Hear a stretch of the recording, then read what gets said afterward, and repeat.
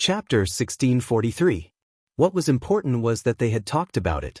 As long as the officials were talked about, they would be suspected when they returned to the southern Ming dynasty.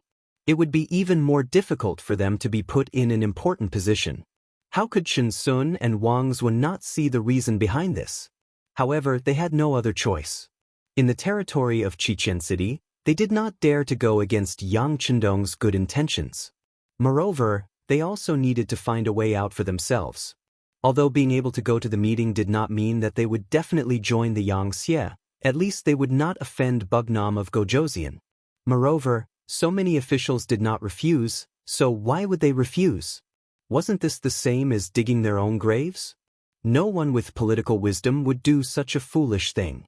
In the same small courtyard, Yang Lu was listening to Yang Ying's report.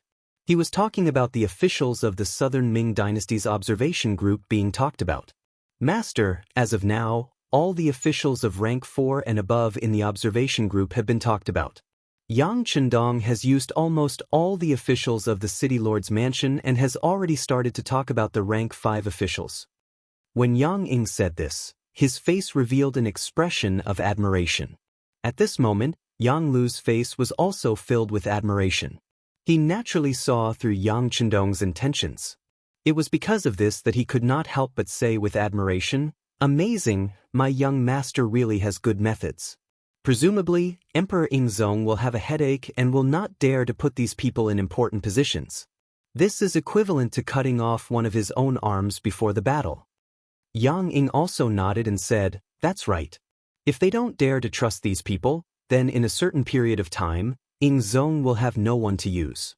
It is very likely that there will be internal chaos in the Southern Ming dynasty." "It is not a possibility, but a certainty," Yang Lu said with a very firm tone. Then his tone changed. "However, this has nothing to do with us. It is even a good thing.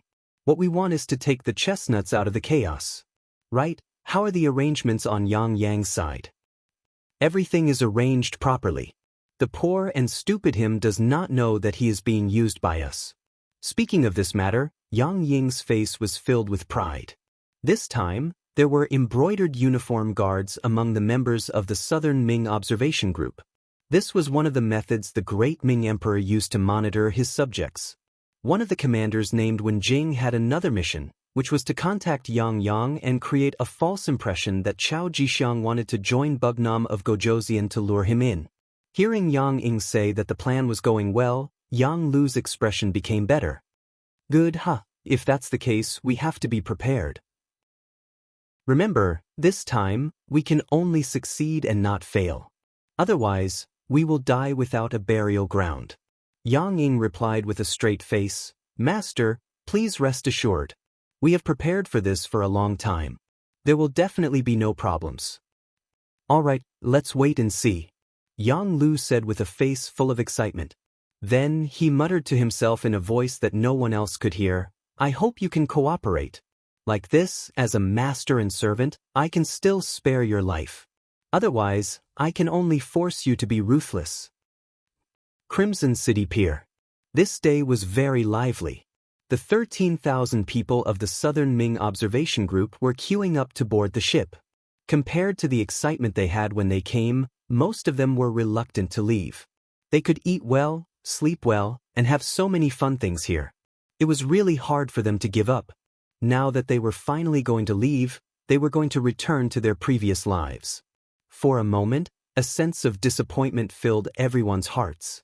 Yu Qian, Xin Yu, and the others also appeared in front of the pier to send everyone off. They were bidding farewell to Chen Sun, Wang Lin, and the others in front of the pier.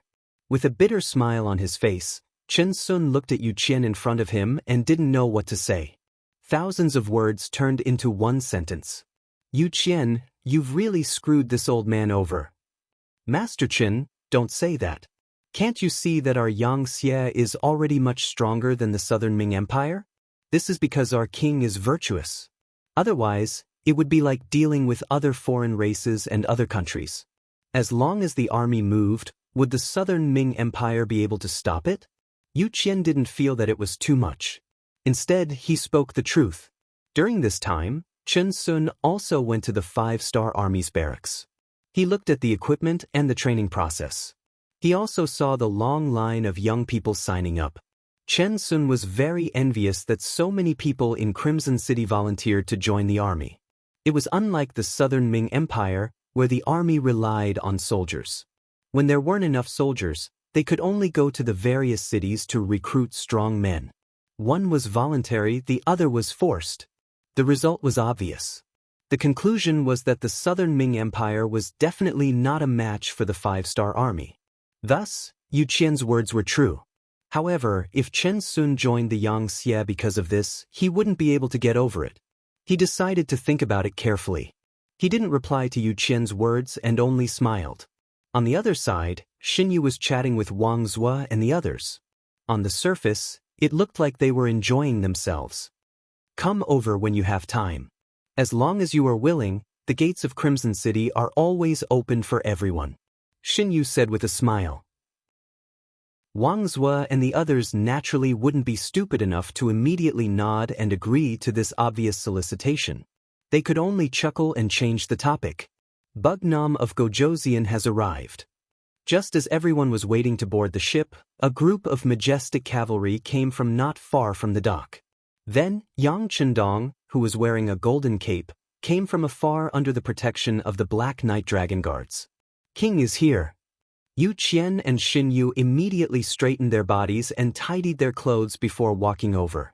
The other Southern Ming officials who hadn't boarded the ship also hurriedly stood in several rows with a respectful appearance. Soon, the cavalry arrived at the pier and Yu Qian took the initiative to say, "King, didn't you say you weren't coming? How could that be? They are the backbone of our Han people. If they want to leave, how can this king not send them off?" Yang Chendong said as he dismounted. Then, accompanied by Yu Qian, Xinyu, and the others, he walked over to the group of Southern Ming officials and shook hands with them one by one. During this period of time, everyone was used to this way of greeting and shaking hands, so everyone was very cooperative. There were even some officials who, after shaking hands with Yang Chendong, had their faces flushed red. Needless to say, this was caused by excitement. While shaking hands with everyone, Yang Chendong said loudly, "I believe everyone has seen how happy the Han people are living under the leadership of Xianxia. And we live in this era. Since we have the conditions, what we should do is to let more Han people live a better life. This can't be done by just relying on the efforts of this king and Xianxia's officials. We still need everyone's support." Well said, well said. The Southern Ming officials nodded in agreement. Using the people's livelihood as an example was indeed something that no one could refute. Seeing that the effect was achieved, Yang Chendong smiled and watched as everyone boarded the ships. Ships appeared one by one and left one by one, slowly sailing out of Crimson City's new pier. On the cruise ship, many members of the observer group were still waving their hands towards the shore, looking reluctant to part with them. Wang Jiqing and his sister Wang Shang also waved for a while. When they saw that the pier was far away, they casually found a place to rest in the ship's cabin. Then Wang Shang's pleasant voice sounded, "Crimson City is so good. It's 10,000 times better than our capital. I really don't know when we will be able to come back." After sighing, Wang Shang said to herself, "Brother, if grandfather comes to Xianxia to be an official, do you think we can live here forever?" "HM?" Wang Jiqing, who was called by his sister, nodded perfunctorily. That's right. At this moment, he didn't hear what his sister said at all. All of his attention was on the ship's cabin. In the end, he still won. He borrowed some money from his friends and sister to buy a bicycle and left it there. This was his biggest gain from this trip. He even began to imagine what kind of commotion he would attract when he rode a bicycle through the streets of the capital, and how many envious gazes would look at him. One of the siblings was talking, while the other was thinking about something. They didn't notice that not far from them, 2 embroidered uniform guards had already secretly recorded everything they said and how they behaved. It was written that Wang Shang had an incomparable love for Crimson City and wanted to persuade her grandfather, Wang Zua, to be an official in Xianxia. Her brother Wang Jiqing was also thinking about the feasibility of this and nodded thoughtfully. Strictly speaking, the contents of the records didn't match up, because Wang Jiqing didn't hear what his sister said at all. However, this wasn't important. What was important was what Emperor Ying would think when he saw these records, what kind of measures he would take, and what kind of commotion Wang Zhuo and the entire Wang family would face. In front of the pier, the last ship had already left. Yang Chendong sighed and said, "Our actions this time will definitely make Emperor Ying unhappy. I'm afraid these officials will be in danger. How about this? You guys immediately come up with a plan. If there's danger, how to save them. When the time comes, the intelligence department will fully cooperate with you."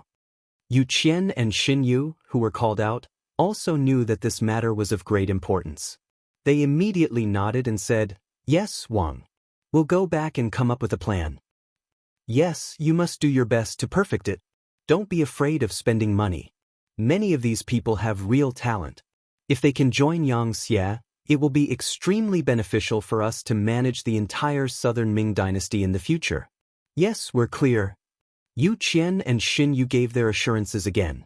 Yang Chendong nodded in satisfaction and then left the pier with the Black Cavalry.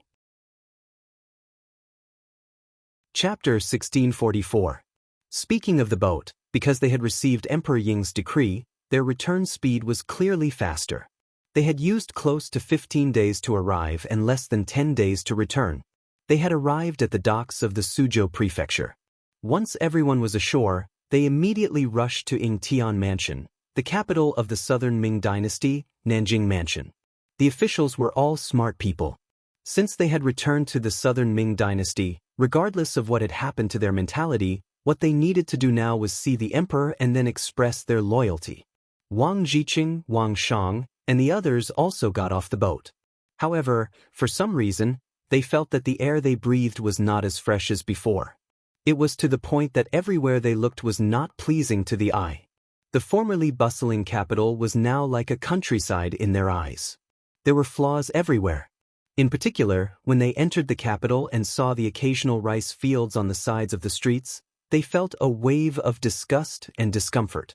In comparison, the incomparably clean streets in Crimson City, as well as the public toilets 1,000 meters away, seemed more humane. Zhu Qizhen met the members of the observer group one by one in the imperial palace.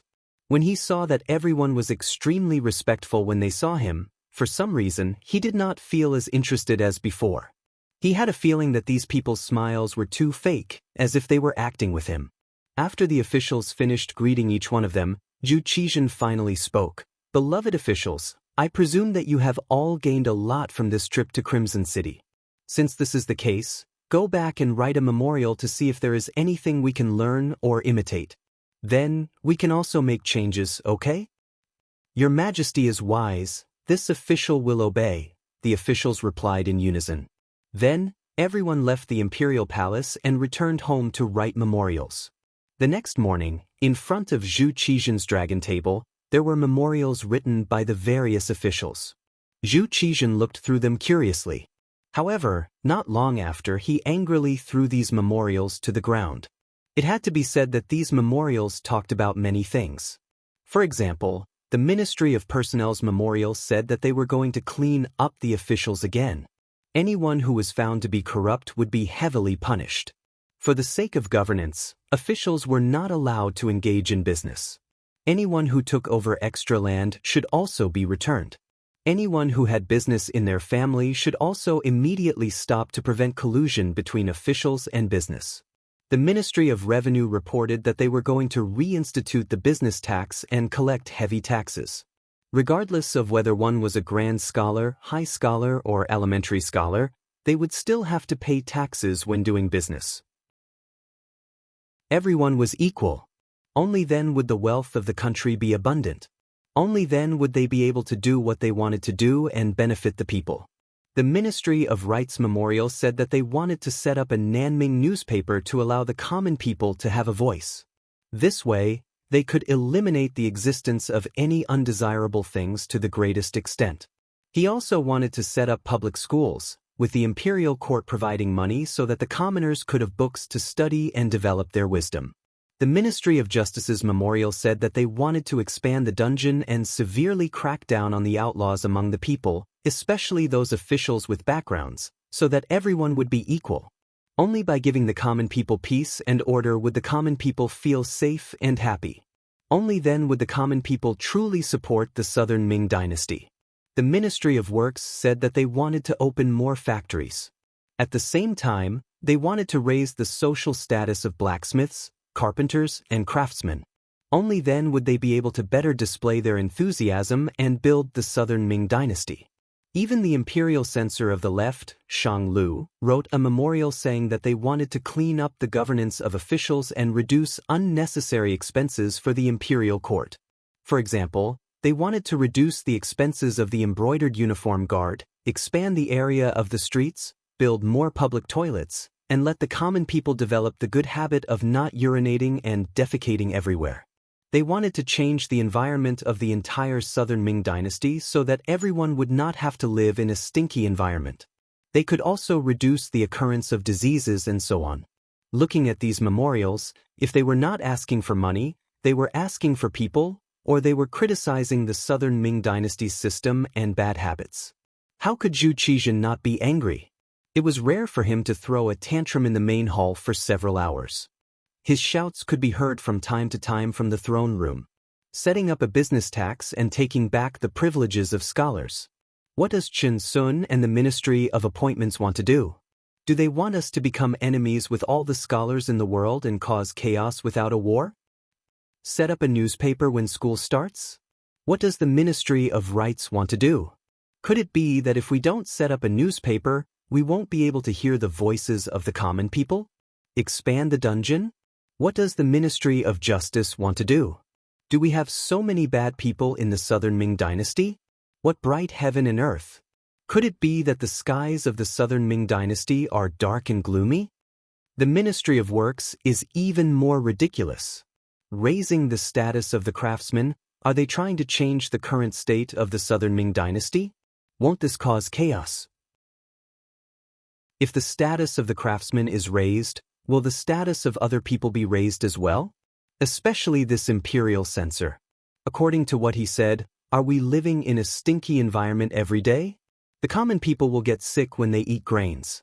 This is originally a matter of heaven and earth. How can it be that the common people's production has anything to do with our current environment? After calling out the names of the various departments, Zhu Qizhan overturned the dragon case in a fit of anger. The eunuchs at the side were so scared that they trembled in fear, not daring to say a word. Are they rebelling? All of them are pointing fingers at me. I think they have clearly been bribed by Yang Chendong. We don't believe that Crimson City is really as good as they say. How is this observing and learning? This is clearly eating other people's food and then coming back to bite their master. These people all deserve to be killed. They deserve to be killed. Zhu Qizhan couldn't be blamed for being so angry.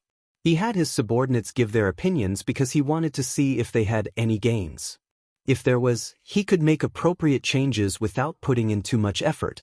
But now, how is this appropriate change? It was clearly overturning everything. The southern Ming dynasty was also degraded by everyone. As the emperor, he naturally had no face. It would be strange if he wasn't angry. After venting his anger, Zhu Qizhan stood there panting. The head eunuch Qian Sengbao finally found an opportunity and hurriedly knelt on the ground. Your Majesty, don't be too angry. Your health is more important. It's not worth it for these officials. Yes, it's not worth it. Zhu Qizhan said in a fit of pique. Then he said, Go, summon beloved official Chao to see us. The so-called beloved official Chao was the guard of the embroidered uniform guard, Chao Jixiang. The kneeling Qian Sengbao naturally didn't get along with him, but this was the emperor's order. He didn't dare to stop him. He hurriedly gave a look to the eunuch at the side. At this moment, Qian Sengbao was secretly delighted. He was thinking that the emperor had nowhere to vent his anger. Perhaps Chao Jixiang came at this time to eat melons. Chao Jixiang, who was on duty in the palace, was quickly found. He came to the throne room and knelt down. You all can leave first. Great companion, you can also leave. He glanced at Qian Sengbao. Because of the appearance of Yang Chendong, this little butterfly, Zhu Qizhan didn't experience being captured by Yes Hen. Thus, Chao Jixiang didn't appear to save his master. Now, his great companion became Qian Sengbao's eunuch. The emperor summoned Qian Sengbao and wanted to drive him away. Qian Sengbao naturally wasn't happy. But at this moment he didn't dare to disobey the emperor's order. He could only agree and leave. After he walked out of the throne room, he stood there in deep thought. Recently, every time Zhu Qizhen saw Chao Jixiang, he was always mysterious. Even his great companion was on guard against him. This made him feel a sense of danger. If Chao Jixiang really replaced him, he was afraid that he wouldn't be able to have a good ending. Internal strife among eunuchs was often the fiercest. Those in power could get whatever they wanted. As for those who were stepped on, it was a fate worse than death. Eunuch Qian, why are you here? Why aren't you serving the emperor? Qian Sengbao, who was in deep thought, was surprised when a voice came from behind him. He looked in the direction of the voice and saw the head eunuch of the empress, Mao Mu. Although they were both head eunuchs, one served the empress while the other served the emperor. The difference in status was too great. Oh, so it's eunuch Mao. What's wrong? Are you leaving the palace? Yes, the empress wants to weave cloth. Aren't I going out to choose? Mao Mu said with a fawning expression. In the entire southern Ming eunuch group, although Mao Mu carried the identity of a head eunuch, his real power wasn't even in the top 10. This was all because the empress's temper was very good and she never cared about matters. The master was weak, so as the eunuch by the master's side, he naturally didn't have much power. But because of this, Mao Mu became a transcendent existence in the entire group of eunuchs. This person did not fight for fame or profit. Because of the empress, not many people were interested in his position. This made it seem that he had a good relationship with all the eunuchs, and they all seemed to be good. In terms of status, Mao Mu was far from them. But Qian Sengbao was a very smart person. He definitely wouldn't casually offend people for no reason. So when he saw Mao Mu ask him, he chuckled and explained, "It's like this. The emperor wants to meet Chao Changwei alone, so I came out to get some fresh air." Oh, so it's like that? It's just that Chao Changwei's thoughts are very big. It's not a good thing for such an ambitious person to always be by the emperor's side. After Mao Mu heard this, he first had a shocked expression on his face. Then, he seemed to say this very casually. Just as he finished speaking, Mao Mu quickly covered his mouth with his right hand with an embarrassed expression. Between eunuchs, unless there was a life and death feud, they wouldn't speak ill of each other in front of each other. That was the behavior of a vile person, and it was shameful. Normally, if Mao Mu said this, Qian Sengbao would even reprimand him. After all, he was now the head of the group of eunuchs. He had the obligation to maintain the unity of the group of eunuchs, at least on the surface. Chapter 1645. But now that he was angry, Mao Mu's words hit the bottom of his heart. He said with an angry face, "That's right, I thought I was the only one who thought Chao Changwei was ambitious. I didn't expect that Mao Gonggong also thought so. Then I really have to be careful." Qian Gonggong, you are busy. I still have to go out of the palace. I will talk to Qian Gonggong when I have the chance. Mao Mu didn't say anything this time. Some words were enough to be said once. Saying too much would have the opposite effect. Mao Mu left like this. Along the way, he took the token given by the empress and walked out of the palace with the 6 little eunuchs. Then he walked into the market and looked around. He went to a few shops but didn't buy any suitable cloth. During this process, no one noticed that while he was chatting with someone in a cloth shop, he had spread the news of Zhu Qizhen's rage and summoning Chao Jixiang. In the entire Xianxia, there were no more than 10 people who knew that Mao Mu was Yang Hodong's spy. Among them, there was an intelligence team that was responsible for contacting him. Wang Shan, the head of the telecommunications department, was the one who knew about it. He was the one who reported everything directly to Yang Chendong. Even the head of the security bureau, Yang San, didn't know. Because of this, Mao Mu's safety was guaranteed. Even if Chao Jixiang had joined forces with the Yangxia traitor, he still didn't know that Mao Mu was Yangxia's spy. When Mao Mu reported some of the news in the palace, Zhu Qizhen was listening to Chao Jixiang's report with a serious expression. "Your Majesty, the matter is like this. I have already contacted that person. He will lead Bugnam of Gojoseon to the ship. When the time comes, we will choose to take action at sea. At that time, No matter how great his ability is, he won't be able to escape. And good. That's right, didn't you say there was a backup plan? Zhu Qizhen asked with interest. Yes, Your Majesty. I don't know if you still remember Shaohua Province's President Kuroda, who is the Navy General of Shaohua Province. When the Shaohua Province was destroyed by Xianxia, he had escaped with 100,000 soldiers. Over the years, although his strength has weakened, he still has 50,000 Navy elites in his hands. When the time comes, they will also appear and join us to kill Bugnam of Gojosian. However, he also made a request.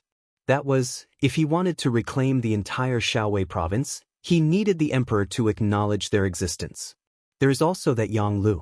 He wants to inherit the throne after Bugnam of Gojosian's death, but he said that he will definitely obey the emperor's management. Once he stabilizes his position, he is also willing to send troops to attack Baiming and help the emperor unify the world. As soon as Cao Jixiang opened his mouth, he laid out all the plans and the requests of the so-called allies. Hearing this, Zhu Qizhen frowned. After hesitating for about half an hour, Zhu Qizhen opened his mouth. We can agree to President Kuroda's request. Originally, we didn't need to pay too much attention to a small island country. But Yang Lu's request. Cao Jixiang was the best at reading people's expressions. When he saw Zhu Qizhen's expression, he guessed something. He immediately said, Emperor, please rest assured. We can agree to his request first. After he stabilizes Xianxia and helps us deal with Baiming, we can find an opportunity to kill him. Yes, that's what I mean. Bugnam of Gojosian's appearance has already caused chaos in the Great Ming Dynasty for so long. If he dies, there can't be any more chaos. We can't fall for the same thing twice. Zhu Qizhen said with a satisfied expression. Just like that, the two of them, Zhu Qizhen and Cao Jixiang, began to perfect the plan. This conversation lasted for nearly 4 hours. In the end, Zhu Qizhen ordered someone to bring in the meal and even rewarded Cao Jixiang to eat with him. This made Qian Bao, who was waiting outside, very envious. At this time, he felt that his position was in danger, but he didn't have any better ideas. Because he didn't know what Cao Jixiang was doing next. In the palace of Qian City, the telecommunications director, Wang Shan, brought the telegram sent by Mao Mu to Yang Chendong. After reading the contents of the telegram, Yang Chendong thoughtfully asked, Did you bring the copy of the telegram from Director Yang San? Wang Shan also sent the copy of the telegram that he had prepared in advance to Yang Chendong. After staying by Yang Chendong's side for so many years, Wang Shan was also used to the way the young master worked. Therefore, he would send a copy of the telegram that was related to reporting to him. After receiving the telegram from Yang Chendong 2 days ago, Yang Chendong carefully read it again. Then, he put his right hand on the table and tapped it thoughtfully. He seemed to be thinking about something. After about the time it took to drink a cup of tea, he asked, Did you find anything from the phone that I asked you to monitor? No, that phone is rarely used. Presumably, he also knows that some things are not safe to communicate through the phone. Wang Shan replied in a deep voice. Well, he's grown up. He's so careful when doing things, but unfortunately he didn't use it properly. Sigh, since he chose this path of no return, he can't blame anyone for everything. Wang Shan, go back. Remember, don't tell anyone about what happened today, not even Beta Persei. In the entire Yangxia, Yang Chendong trusted Tiger's Mane the most, followed by a few of his servants, and then Wang Shan. After all, as the head of the telecommunications department, he had access to core secrets. Therefore, although he was only a department head, Wang Shan's position in the entire Yang faction was extremely high. Very few people would not give him face. Wang Shan himself also understood that he could be where he was today all thanks to Yang Chendong. He only needed to do things well and his status would be stable. He nodded heavily. Young master, please rest assured that no one else will know about this. Wang Shan was able to address Yang Chendong as the young master, just like the servants. This showed how much Wang Shan was valued. Wang Shan took his leave, leaving Yang Chendong alone in the palace study. He sighed. Some things did develop beyond his expectations. He had thought that someone would betray him. After all, when one's status was high and one's vision was broadened, one would have the motivation and ideas to move up. However, when something really happened, and the person who betrayed him was someone he trusted very much, Yang Chendong still felt very uncomfortable. He did not know how long he had been sitting there. All kinds of memories and pasts between Yang Chendong and Yang Lu flashed through his mind. It was not until Hu Yen appeared in the study and brought a bowl of lotus seed soup in front of him that Yang Chendong came back to his senses. He smiled apologetically. "Look, I made you worry again." "No, I just wanted to see you. Don't think too much about it. We've already gotten enough. Even if we stop now, we won't have any regrets." Hu Yen walked behind Yang Chendong with a smile and gently massaged his shoulders. Feeling the care and gentleness, Yang Chendong reached out and patted Hu Yan's arm. "Good, optimistic spirit. Take it easy, take it easy." Ha. At this moment, Yang Chendong's mood seemed to be much better. In contrast, Yang Lu outside the small courtyard of the palace was very proud. As he expected, although when Jing had gone back, he had already convinced Yang Yang. If the plan went smoothly, there should be a result soon. And he just needed to push the boat along. "Yang Ying, you can go and do that thing now. This little one understands." Yang Ying nodded in agreement, then turned and left. On the surface, after the Southern Ming Kingdom's observation team left, Qiqian City became stable again. But in fact, there was an undercurrent surging, and a conspiracy was shrouding Yang Chendong's head. 2 days later, Yang Yang went straight to the palace. His face was full of joy, as if he had done something great. On the same day, Beta Persei's mother-in-law, Badama, suddenly entered Yang Xie First Hospital because of a serious illness.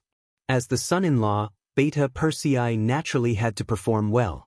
He had already applied for 10 days of leave from Yang Chendong to serve his mother-in-law. In the palace, Yang Chendong saw Yang Chendong and said, "Fourth brother, it's done. I have already discussed with the commander of the Southern Ming Brocade Guards, Wen Jing. As long as you, Bugnam of Gojoseon, are willing to admit it personally to the other party, and Chao Jixiang is willing to submit to Yang Xie, he will bring all the Brocade Guards. Anyway, at that time, they will control the Southern Ming Palace. As long as my army arrives, we can take over the entire Southern Ming Kingdom with the smallest price." Looking at Yang Chendong's happy expression, Yang Chendong smiled. "Fourth brother, how did you discuss it?" "Oh, it's like this." Yang Chendong explained the plan that they had discussed. After an hour, Yang Chendong understood everything. After hesitating for a moment, he said, "Okay, this prince agrees. I will meet with Chao Jixiang outside the Wenzhou port. At that time, this prince will personally promise that as long as Chao Jixiang is willing to help me, Yang Xie, not only will he not be punished, he will also be rewarded greatly." Yang Chendong was very happy when he saw that Yang Chendong had agreed. "That's great. However, fourth brother, you must remember that in order to prevent the news from leaking out, you must not bring too many troops. It will not be good if the news is leaked." Is this fourth brother's idea or their idea?" Yang Chendong asked after hearing this. However, his heart was beating very fast because if this was his fourth brother's idea, then he could not help but suspect whether Yang Yang was also involved. Fortunately, Yang Yang quickly gave the answer. "Of course it is Chao Jixiang's idea. He is afraid that the news will be leaked. When that time comes, Ingzong will be prepared and he will not be able to complete his mission of controlling the imperial palace. Of course, with fourth brother's current status, even if he cannot bring too many people, he will still be accompanied by the Black Cavalry. After all, one must always be vigilant." Hearing Yang Chendong say this, Yang Chendong was finally able to relax. He nodded and said, "Oh, fourth brother. I understand the matter and I also agree. Next, you all can set a time together. When there is an accurate time, just inform sixth brother." Chapter 1646. That's the best, huh? Yang Chendong grinned. Obviously, he wanted to facilitate this matter. This was equivalent to him making a great contribution. At that time, no one would dare to look down on him. Who would say that he was relying on his relationship with fourth brother Yang Chendong? He wanted to prove that he was also a capable person. Yang Chendong agreed. The news quickly reached Yang Lu's ears. In the small courtyard, Yang Ying was so happy that he forgot himself. After all, after so many years of hiding, there was finally a conclusion to this matter. He felt that the burden on his shoulders was a lot lighter. Yang Lu, on the other hand, frowned in joy. Yang Ying, why do you think he agreed so readily? Is there a trap in this? How can that be? Master has been hiding it very well. Besides, this matter was facilitated by Yang. We didn't even show our faces. Even if there is suspicion, it won't fall on us. Master, you have to hurry up. It's best if you can fight to go to the sea with him. This way, our chances of winning will be higher. Yang Ying said without any doubts. That's right. Yang Lu nodded. He felt that Yang Ying's words were very reasonable. He immediately put down the doubts in his heart and said, "This problem is not difficult. Right now, only Beta Persei, Yang Wu and I are in Qiqian City. Yang Wu has to guard the palace and keep an eye on the officials in Qiqian City. Beta Persei also has to keep an eye on the hospital. With Yang Chendong's habit of sympathizing with his subordinates, he most likely won't bring him this time. So, other than me, who else is more suitable?" After this analysis, Yang Ying also felt that this was the truth. He immediately said, "Then I have to congratulate Master. I'm afraid that it won't be long before this little one will call Master King." Ah, well said, well said. Yang Lu thought that the Southern Ming Emperor had promised him that once Yang Chendong died, he would inherit the position of Bugnam of Gojoseon. He immediately laughed happily. At this moment, Yang Chendong had already agreed to meet Chao Jixiang in private. The meeting at sea seemed fair to everyone, but Yang Chendong knew that there was a great conspiracy behind this seemingly fair meeting. If it was just him alone, he wouldn't be afraid of any conspiracy. It was still the same sentence, with Datsang in hand, as long as they didn't kill him immediately, it would be impossible for them to kill him. But this time, he was not alone. There were many black cavalry following him. He could not leave his brothers to the side. That would be irresponsible. If he did not bring the black cavalry with him, it would definitely arouse suspicion. In this case, it was necessary to make some preparations in advance. So he went to the Navy headquarters. Deputy Commander Gao Xiong had already left with the Navy, and not long ago, he sent a report of victory. In front of the leading ships of this world, whether it was speed or firepower, they were several times stronger than the other side. The expansion of the Navy can be said to be very smooth. With the cooperation of the Navy's Cold Vanguard Division, so far, they haven't encountered any difficult bones. Yang Chendong even knew that even in the future, when the Yangtze Navy enters the Western Europe, there won't be any decent opponents. At this time, the West was far from being as developed as the future. There were even many places that didn't have their own civilization, let alone technology. With this opportunity, Yangtze can really unify the West. Otherwise, once they really start to rise, even if they send several times more troops, it will be difficult to accomplish. It can be said that now is the best time. Yang Chendong came to the Navy headquarters. Of course, he didn't ask about the Navy's overseas expeditions. If there is any news, someone will report it to him. He came here to make some arrangements for the meeting with Chao Jixiang. Although Yang Chendong has already seen that this is a trap, he doesn't know how many people the other side has, how many preparations, and how many people are involved. He didn't even let people inquire about it, fearing that it will alert the enemy. That is, Yang Chendong dared to take such a big risk without knowing anything. I'm afraid that if he said that he is second, no one would dare to say that he is first. This time, he came to the Navy to make the corresponding arrangements.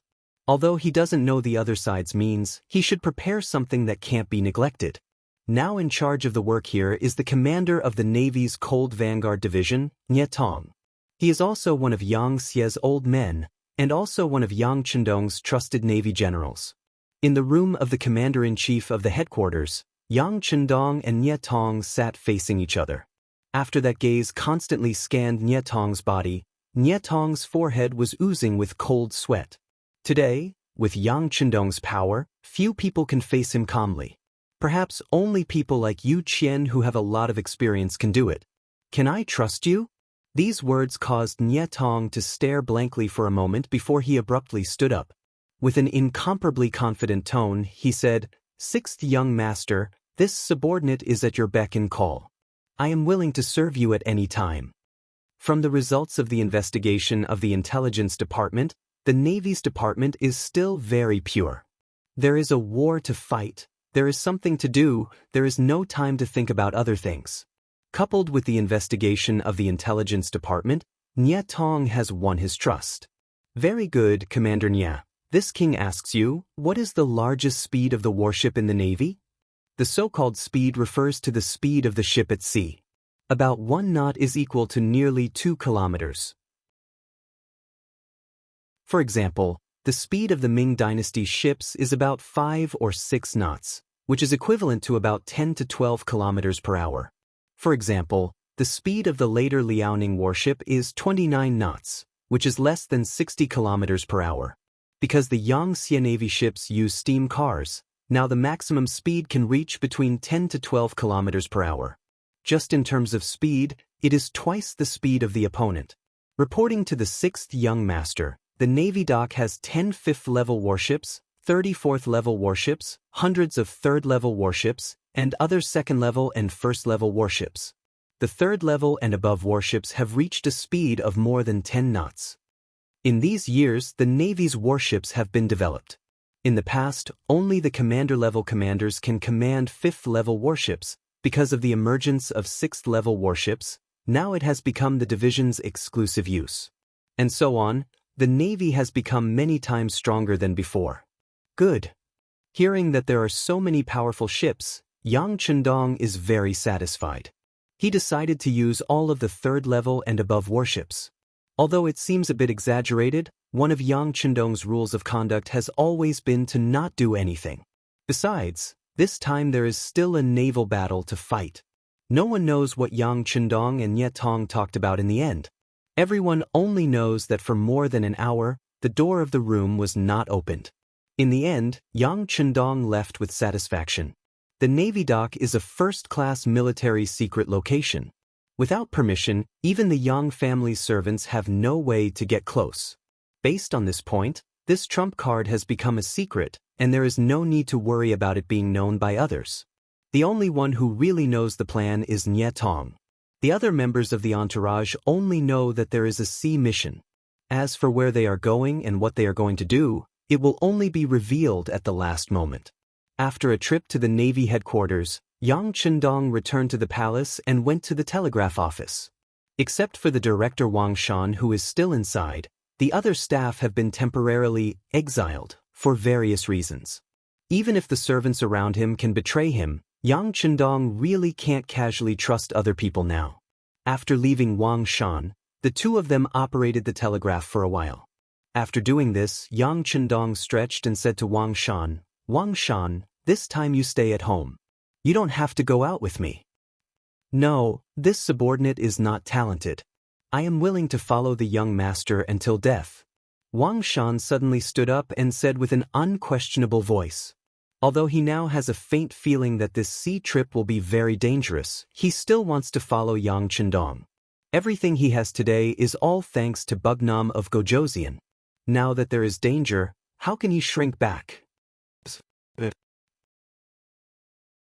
Thinking that many things can't be done without Wang Shan's help, Yang Chendong nodded and agreed after a little hesitation.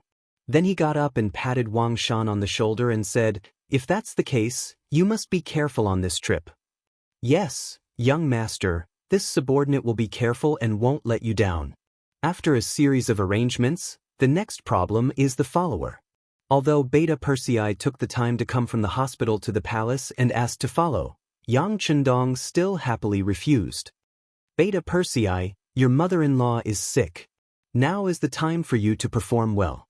Besides, you have followed me many times. This time won't make a difference. Don't go this time, just let."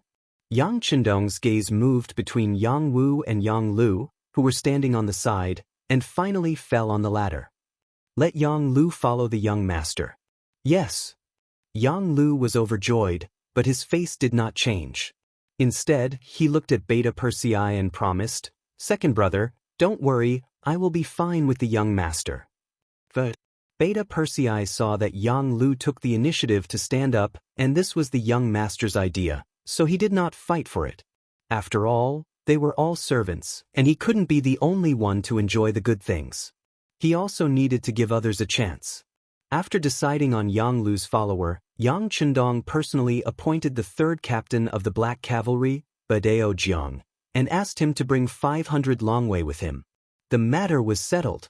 Regarding Yang Chendong only bringing 500 Black Cavalry, whether it was Beta Persei, Yang Wu, or Yang Lu, all showed faint doubts.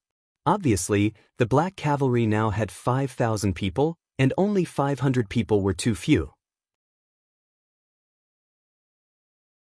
Chapter 1647. Quite a lot.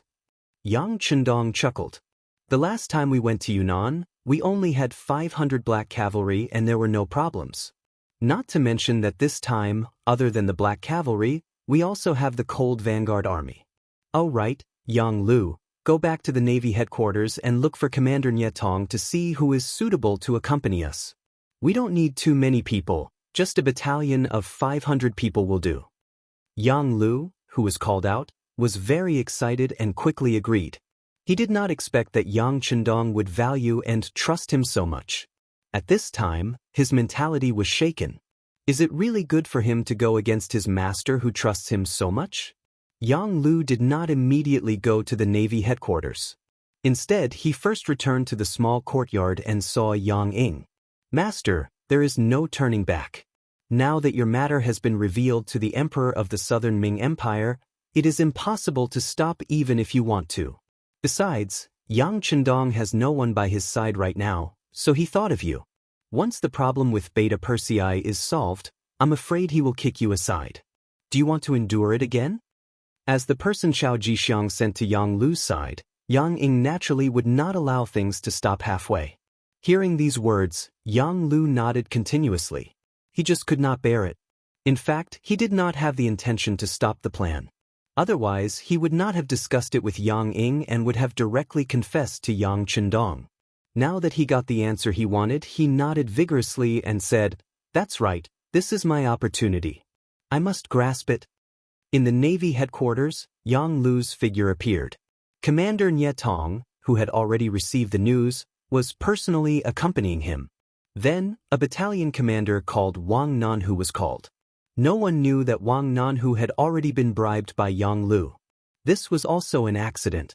When Yang Lu was still managing the intelligence agency in the Southern Ming Empire, he received news about Wang Nanhu. This person was actually an early spy that the Southern Ming Brocade Guard had sent to Crimson City. However, what was unexpected was that ever since Wang Nanhu entered Crimson City and Cold Front, his attitude changed rapidly.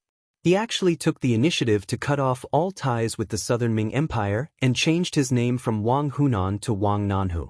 Even though there was only a difference of one word, it was very difficult for the Southern Ming Empire's embroidered uniform guard to find someone. The defensive measures of Crimson City were simply too strict. Who knew how many spies had been sent out over the years, but all of them either went missing or were captured and killed. If Chao Jixiang and Yang Xie hadn't started working together and provided this list, Wang Nanhu might have hidden for the rest of his life and become a real Yang Xie. Wang Nanhu was not the only one on the list. There were many others. However, most of them could no longer be found, or it could be said that they had hidden themselves very well.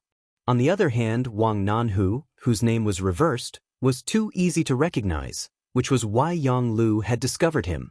It was because of this that Yang Lu named Wang Nanhu. Nye Tong had already received Yang Chendong's secret order to fully cooperate with Yang Lu's actions. Of course, he wouldn't stop him and agreed. After that, Wang Nanhu went to Yang Lu's small courtyard to report. Wang Nanhu didn't know that his identity had been exposed. Over the years, he had even forgotten that he was a spy of the Southern Ming Empire's embroidered uniform guard. It was because he had been very happy over the years in Crimson City. This was because he had confirmed the strength of the Yang Xie.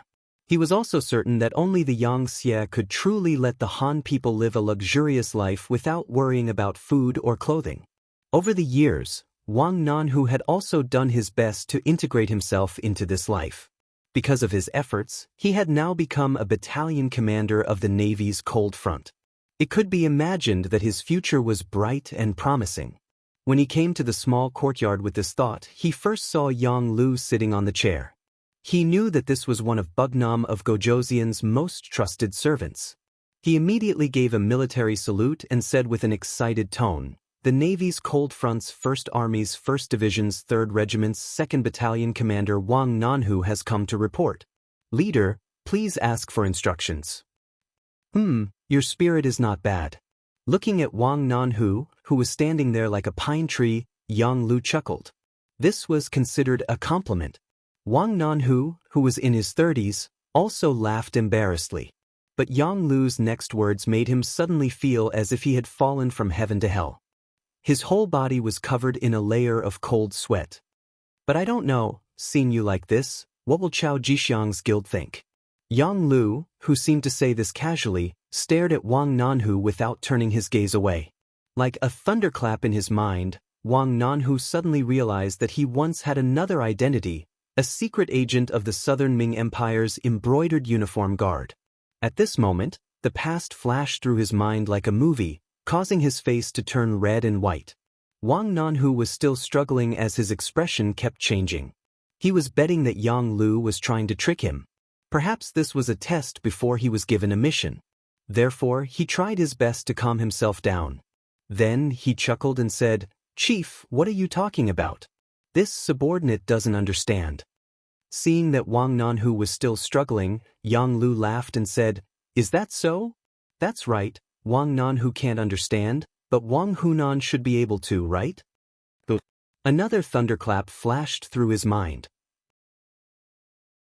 At this moment, Wang Nanhu no longer had any illusions. Even his real name was found out. This was no longer a coincidence. The other party already knew his true identity. Since the other party already knew, Wang Nanhu didn't deny it. Instead, he looked around and thought that there must be soldiers lying in ambush. He should be taken down soon. All right, there's no need to look around. There's no ambush. I'm the only one who knows your current identity. Of course, Yang Lu could tell what Wang Nanhu was thinking. He smiled casually and threw another bomb. "Wang Nanhu, I know that you really want to cut ties with the Southern Ming Empire, so I can give you a chance. Not only will your identity not be known by others, but you can also be a true Xianxia from now on. No one can talk about your past. What do you need me to do?" Wang Nanhu's eyes were filled with hope again. "You don't need to know now. When I need you, you just need to do as I say. Don't tell me you still don't trust me?" Yang Lu's tone was profound. "All right, then I'll listen to your orders." Wang Nanhu agreed because he knew Yang Lu's identity. He really hoped that his relationship with the Southern Ming Empire could be severed. Now that the opportunity was in front of him, he naturally had to seize it. Very good. Seeing that Wang Nanhu agreed, Beta Persei finally had a smile on his face. "Next, gather your battalion and prepare to follow Bugnam of Gojoseon to carry out missions. Remember, you have to listen to my orders. You only have one chance to perform. If you don't seize it, don't blame others. Please don't worry, Chief. I will definitely seize the opportunity." Wang Nanhu said without hesitation. In the Imperial Palace of Crimson City, Yang Chendong appointed a commander named Wang Nanhu. When Yang Chendong heard this, he didn't say anything. He didn't even send people to investigate. He wanted to see how Yang Lu, whom he had groomed, was going to deal with him. And just in case, after all, there was no absolute victory or defeat in war, so using the remaining 3 days, Yang Chendong separately found the deputy commander of the army, Leng Song, and the commander of the navy, Nye Tong, and announced the establishment of the military committee to them. The military committee, also known as the military committee, was equivalent to the cabinet of the civil officials. The members were initially decided to be 5 people. They were responsible for military affairs. The person directly in charge was himself, and the second in charge was Crown Prince Yang Bo. In other words, if something happened to him, or if something urgent happened and he couldn't be contacted, Yang Bo would be in charge of military affairs. At that time, even the cabinet had no right to interfere with military affairs. When Yang Chendong took Yang Bo's hand and announced in the army headquarters, the first batch of military committee members were Tiger's Mane, Leng Song, Gao Xiong, Tian Yu, and Tian Hu. Deputy Commander Leng Song then sent Yang Chendong and his son out of the army headquarters. When the two of them arrived at the main street, Yang Bo said thoughtfully, "Father, are you leaving Crimson City again?" Yang Chendong didn't intend to hide it from Yang Bo. As his eldest son grew up, there were some things he needed to know. "Father, is it very dangerous this time?" Yang Bo raised his head. His voice was still a little immature as he looked at Yang Chendong and asked again. Yang Chendong didn't expect his son to have such observation and perception at the age of 11. He was very pleased. "Yes, it is a little dangerous, but fortunately, everything is under father's control." "Then I'm relieved." A sincere smile appeared on Yang Bo's face. Looking at Yang Bo's adult-like appearance, Yang Chendong smiled and patted Yang Bo's head.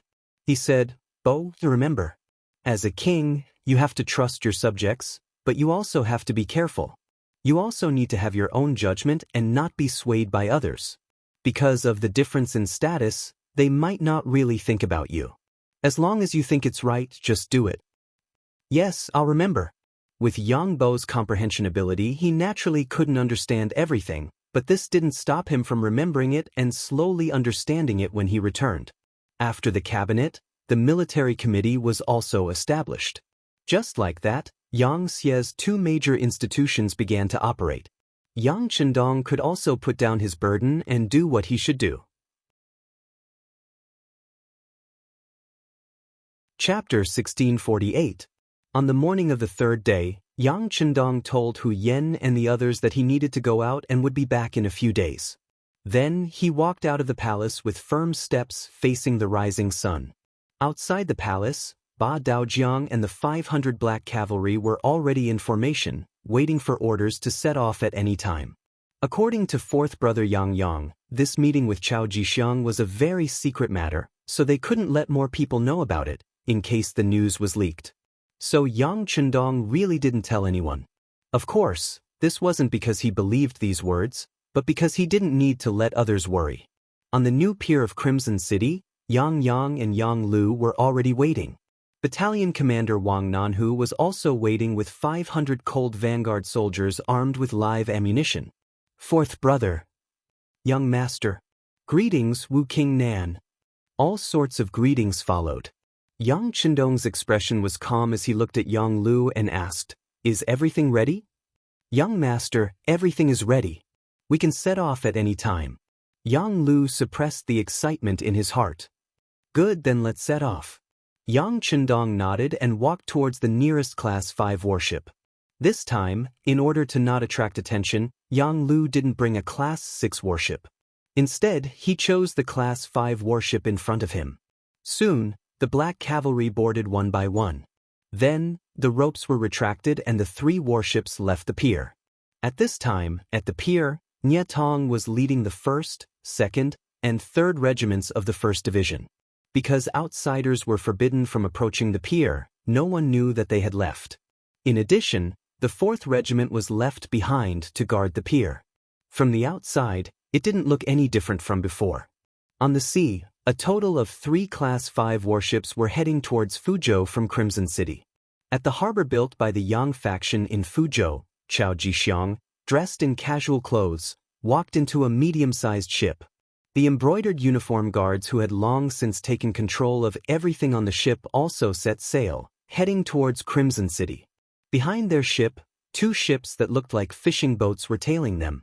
Relying on the high-powered binoculars in his hand, he seemed to be hanging several miles behind them. Because the distance was too far, it did not attract Chao Jixiang's attention. Or rather, Chao Jixiang's attention wasn't on his side at all. Ever since he entered the cabin, he had been looking at the radio in front of him. An intelligence agent sent by Yang Lu was fiddling with it. He knew nothing about radio stations. He only knew that it was very powerful and could transmit information from thousands of miles away. Chao Jixiang, who was sighing at the miraculous nature of this item, was waiting for the fish to take the bait. As for safety, he was not worried. Yang Lu had arranged everything. As for whether or not he would be cheated, he was carrying the imperial edict personally written by Zhu Qizhen of the Ying sect. It was about Yang Lu succeeding Yang Chendong and becoming the Bugnam of Gojoseon. Presumably, there were people who were more anxious than him. If Yang Chendong didn't die, Yang Lu wouldn't be able to ascend the throne. Right? Yang Lu now had another name, Yang Shunming. This meant that he was willing to submit to the great Ming dynasty. It could be seen that in order to ascend the throne, Yang Lu was really going all out. As for whether or not Yang Lu would lie to him, it was basically impossible. He wouldn't tell such a big lie just to deal with her, would he? Furthermore, he even asked Yang Chendong to cooperate with him. Did he really think that he had an important identity? Eunuchs, in the end, weren't even considered complete people. They were even looked down upon by many people. Even if some people tried to curry favor with them, it was only because of the emperor's face. If they really left the emperor's favor, eunuchs wouldn't even be worth a fart. Chao Jixiang was waiting for news. Yang Chendong's level 5 warship was also heading towards the predetermined location. The level 5 warship's speed wasn't slow. It braved the wind and waves all the way, quickly approaching the destination. It was only 180 kilometers in a straight line. In the future, it would only take 80 minutes to reach the destination. It was impossible to be so fast now. However, it would only take 10 hours to reach the destination. Not to mention, the destination wasn't Fuzhou, but the sea outside of Fuzhou. Therefore, in just 8 hours, Yang Chendong and the rest arrived at the predetermined sea area. During the journey, Yang Chendong sat in the main cabin and was playing Go with Yang. Ba Daojiang and the rest were watching and learning from the side. It was precisely because Yang Chendong loved Go that the few servants around him were not bad at Go.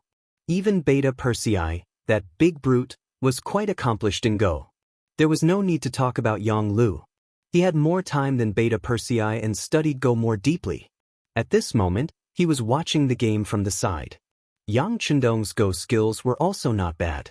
After coming to the southern Ming dynasty, he had looked for others to specially learn from him. However, when facing Yang Chendong, he still felt a lot of pressure. After all, after having Dutsong, Yang Chendong had already changed. He learned everything quickly and was more proficient in it. Compared to the game of Go in the main cabin, outside the cabin, Yang Ying was talking to Battalion Commander Wang Nanhu. Battalion Commander Wang, we are about to reach our destination. In a while, everything will be done according to my instructions, understand? Yang Lu had already introduced Yang Ying to Wang Nanhu and told him to listen to this person's orders. Therefore, at this moment, Battalion Commander Wang did not know what was going to happen next. He also did not know that he was now helping someone to deal with Bugnam of Gojoseon. Alright, bring your men to the bow of the ship to check. Leave the safety of this place to our men, Yang Ying said casually. Yes. Wang Nanhu replied again and turned around to take away the 33 soldiers guarding here.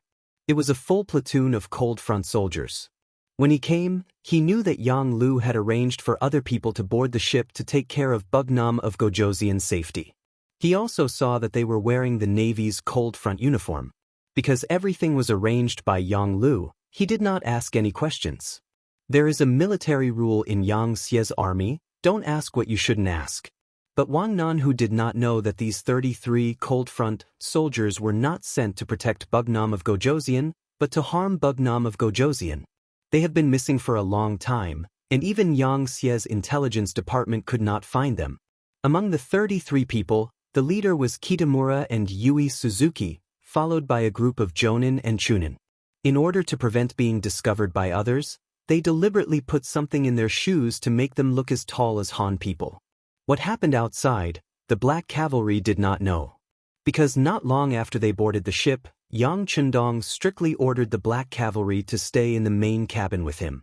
This order was given in front of Yang Lu, and he also explained that the cold front soldiers should also be trained.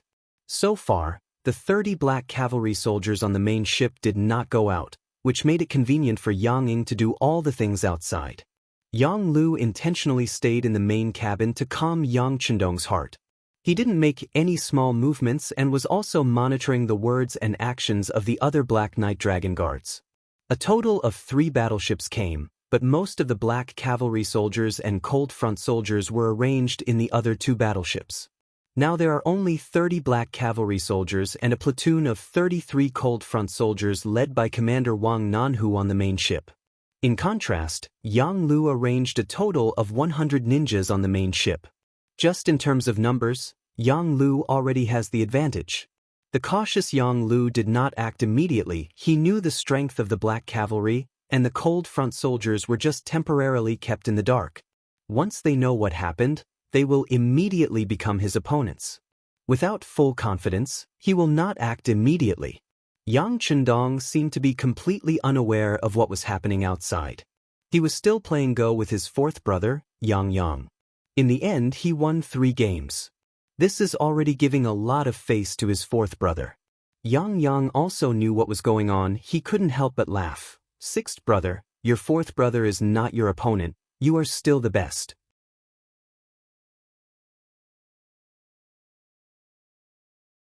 Chapter 1649. A spiral staircase was set up on the ship to guide Chao Jixiang and the others onto the ship. The moment their bodies crossed, Chao Jixiang's gaze landed on Yang Lu. When he saw Yang Lu nod casually, a smile appeared on his face, and he seemed to straighten his back even more. With a total of 12 embroidered uniform guards, Chao Jixiang boarded the Yang family's 5th-grade warship under the protection of Wen Jing's command. Before entering the main cabin, he was stopped by Ba Daojiang and searched. Chao Jixiang was very cooperative with all this. He didn't bring any weapons with him. He probably knew that he wouldn't have a chance to assassinate Bugnam of Gojoseon even if he had a weapon. In the main cabin, Yang Chendong sat there unhurriedly, drinking tea. Yang Chendong excitedly led Chao Jixiang into the cabin. When he saw Yang Chendong, Chao Jixiang hurriedly bowed respectfully. This servant greets His Highness Bugnam of Gojoseon. Mr. Chao, I trust you have been well since we last met. Yang Chendong raised his head with a smile on his face. The 2 of them had crossed paths when they were in Baiming. At that time, Yang Chendong was a head above Yang Chendong. Now that so many years had passed, he was still a head above Yang Chendong. Chao Jixiang couldn't help but blush when he heard Yang Chendong's words. However, when he thought about how Yang Chendong might become his prisoner, he could step on Yang Chendong's head and do whatever he wanted. He suppressed his embarrassment and said respectfully, Bugnam of Gojoseon is wise and mighty. How can this servant compare to you? If there was a eunuch's greatest skill, it would be flattery. As long as you wanted to hear it, you would listen to it. Otherwise, how could you make the emperor happy and entrust them with important tasks? Yang Chendong, who already knew this, didn't believe Chao Jixiang's words at all. Thus, his expression didn't change as he said, All right, don't show your tricks in front of this prince. Let's get down to business. Yes, His Highness Bugnam of Gojoseon. Chao Jixiang replied and stood there with a bitter expression. Chao Jixiang originally wanted to sit down and speak, but Yang Chendong didn't say anything. Naturally, he didn't dare to overstep his boundaries. At this time, he could only stand and speak his request.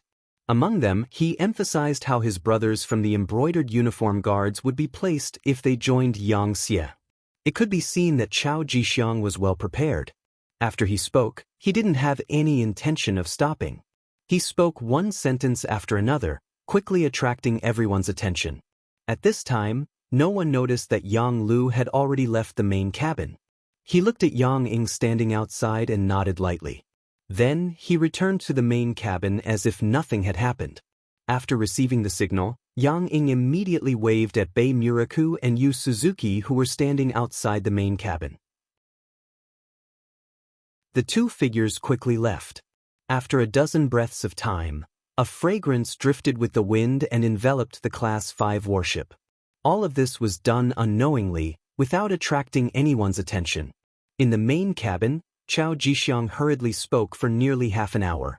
Finally, he said, All embroidered uniform guards will replace the black cavalry and be responsible for Bugnam of Gojoseon's safety. Bugnam of Gojoseon will be under the protection of our embroidered uniform guards and head to Baiming to ask for forgiveness from the emperor. Everything was fine before, and Chao Jixiang's attitude was also very humble. However, all of a sudden, the topic changed, causing everyone to be shocked. Especially Yang Yang, who was the middleman, his expression changed greatly. He looked at Chao Jixiang and said, "Master Chao, what are you talking about? Are you crazy?" "Crazy? Ha, you're the ones who are crazy. As subjects of the great Ming dynasty, you don't want to serve the emperor. You actually want to rebel and change the dynasty. You need to have the ability to do so. Now that I am here, you should quickly surrender without a fight."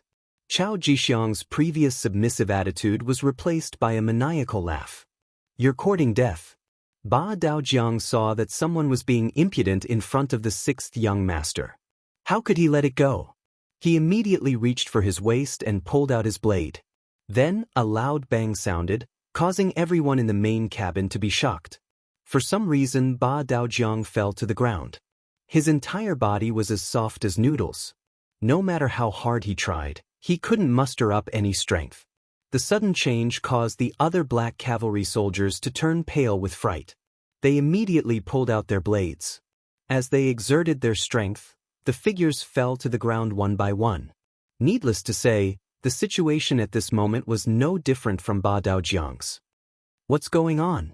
Guards, come and protect the emperor." Everything in front of him shocked Yang Yang.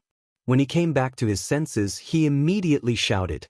Then, the sound of footsteps came from outside the main cabin. Battalion Commander Wang Nanhu led a platoon of black cavalry soldiers and rushed over after hearing the shout. When they rushed to the door of the main cabin, because they used too much strength, they couldn't stop in time and crashed into each other. More than 30 people fell to the ground. Even the 95 style in their hands were thrown to the ground. No one had the strength to hold a firearm in their hands. The black cavalry soldiers were hit, and so were the cold vanguard soldiers. Everything happened so suddenly that Yang Yang reached for his waist in shock. But when he exerted his strength, he felt dizzy. He felt as if all the strength in his body had been sucked out, and he fell to the ground with a thump. Everyone who made a move fell to the ground at this moment, unable to get up. On the contrary, Yang Lu and Chao Jixiang, who had been standing there without moving, were fine. They just looked at everything coldly. The sound of footsteps came again, and another group of people rushed in from outside the main cabin. Unlike Ba Daojiang and Wang Nanhu, these people didn't lose their strength. Yang Ying, who was at the front of the pack, was holding a porcelain bottle in his hand. He was the first to arrive before Yang Lu. "Master, this is the antidote for the bone-softening powder. Take it quickly," he said to Yang Lu with a fawning expression, and poured out a small black pill from the porcelain bottle. "Okay, give Chao Jixiang one too." Yang Lu took the pill and swallowed it, and spoke to Chao Jixiang in a fawning manner, just like how Yang Ying spoke to him. Yang Yang, Ba Daojiang, Wang Nanhu, and the others clearly saw what was happening in front of them. In exchange, they were shocked. After some time, Yang Yang, who was lying on the ground, finally opened his mouth and said, "Yang Lu, you slave, what are you doing? Do you know what you are doing?" "Of course I know. I am doing my duty as a subject. I am pledging my loyalty to the great Ming dynasty's emperor." At this moment, Yang Lu was like a ferocious tiger that bared its fangs, and he roared at Yang Yang. With this shout, Yang Yang was stunned. He couldn't accept this. Even if he was lying on the ground and couldn't move, he still felt like he was in a dream. It wasn't just Yang Yang who couldn't understand. Ba Daojiang, the Black Cavalry, Wang Nanhu, and the Cold Spear warriors couldn't understand either. Was this still Bugnam of Gojoseon's most trusted servant? What was he trying to do? Didn't he know that this was equivalent to betraying Bugnam of Gojoseon? This was an act of killing one's master. For a moment, everyone's first reaction was to quickly look at Yang Chendong, who had been sitting there motionless all this time. The trust they had for a long time made them place all their hopes on the king. Not only Ba Daojiang and the others, but even Chao Jixiang and Yang Lu also looked at Yang Chendong. They wanted to see what this person could do in the face of such a hopeless situation. Other than becoming a prisoner, what else could he do? With a long sigh, Yang Chendong didn't let everyone down. He finally opened his mouth. With a sigh, Yang Chendong slowly raised his head. His face was very calm, and he still had the appearance of having the pearl of wisdom in his hand. He was not as surprised as Yang Yang and the others. Instead, he slowly opened his mouth and spat out 3 words. Why? This question was obviously directed at Yang Lu. He was asking why Yang Lu betrayed him. Facing Yang Chendong's deep gaze, Yang Lu didn't know why, but he actually felt a little nervous. His heart started to beat faster, and he couldn't help but take a few steps back. This was the power of a dying tiger. Yang Ying hurriedly stepped forward and supported Yang Lu, who was retreating. At this moment, Yang Lu felt that his performance just now was very embarrassing. But who could be blamed for this? For many years, he had been following Yang Chendong blindly. He had always been a servant. Now that he was suddenly going to be the master, he needed some time to adapt. Yang Lu, who had regained his footing, no longer looked at Yang Chendong's threatening gaze. Instead, he shouted as if he was venting his anger. But, you still have the nerve to ask me? We are all servants, but Beta Persei is valued and is by your side every day. Yang Sangre is the director of the Security Bureau and has great power. Yang Si is the logistics minister and has great power. Even Yang Wu is your spokesperson in Chichen City. No one dares to look down on you and has to curry favor with you. But what about me? With another loud shout, Yang Lu continued to vent his anger. I only married a few concubines and received some monetary gifts, but I was scolded by you in front of everyone. Then, you threw me to the southern Ming kingdom and didn't care about me. Yang Yang is suppressing my power, and Yang San is watching my every move. Most of the time, no one listens to what I say. We are all servants, and we all work for the Yang family.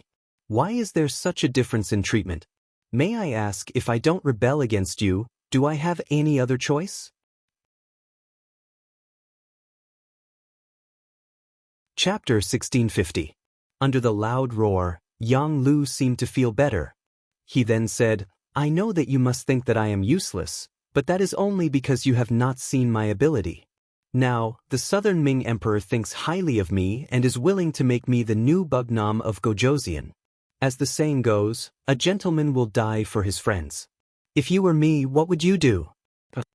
This sentence was not only directed at Yang Chendong, but also at Yang Yang and the others. It was as if he was trying to absolve himself. When a person chose the path of betrayal, it was impossible to say that his heart did not suffer.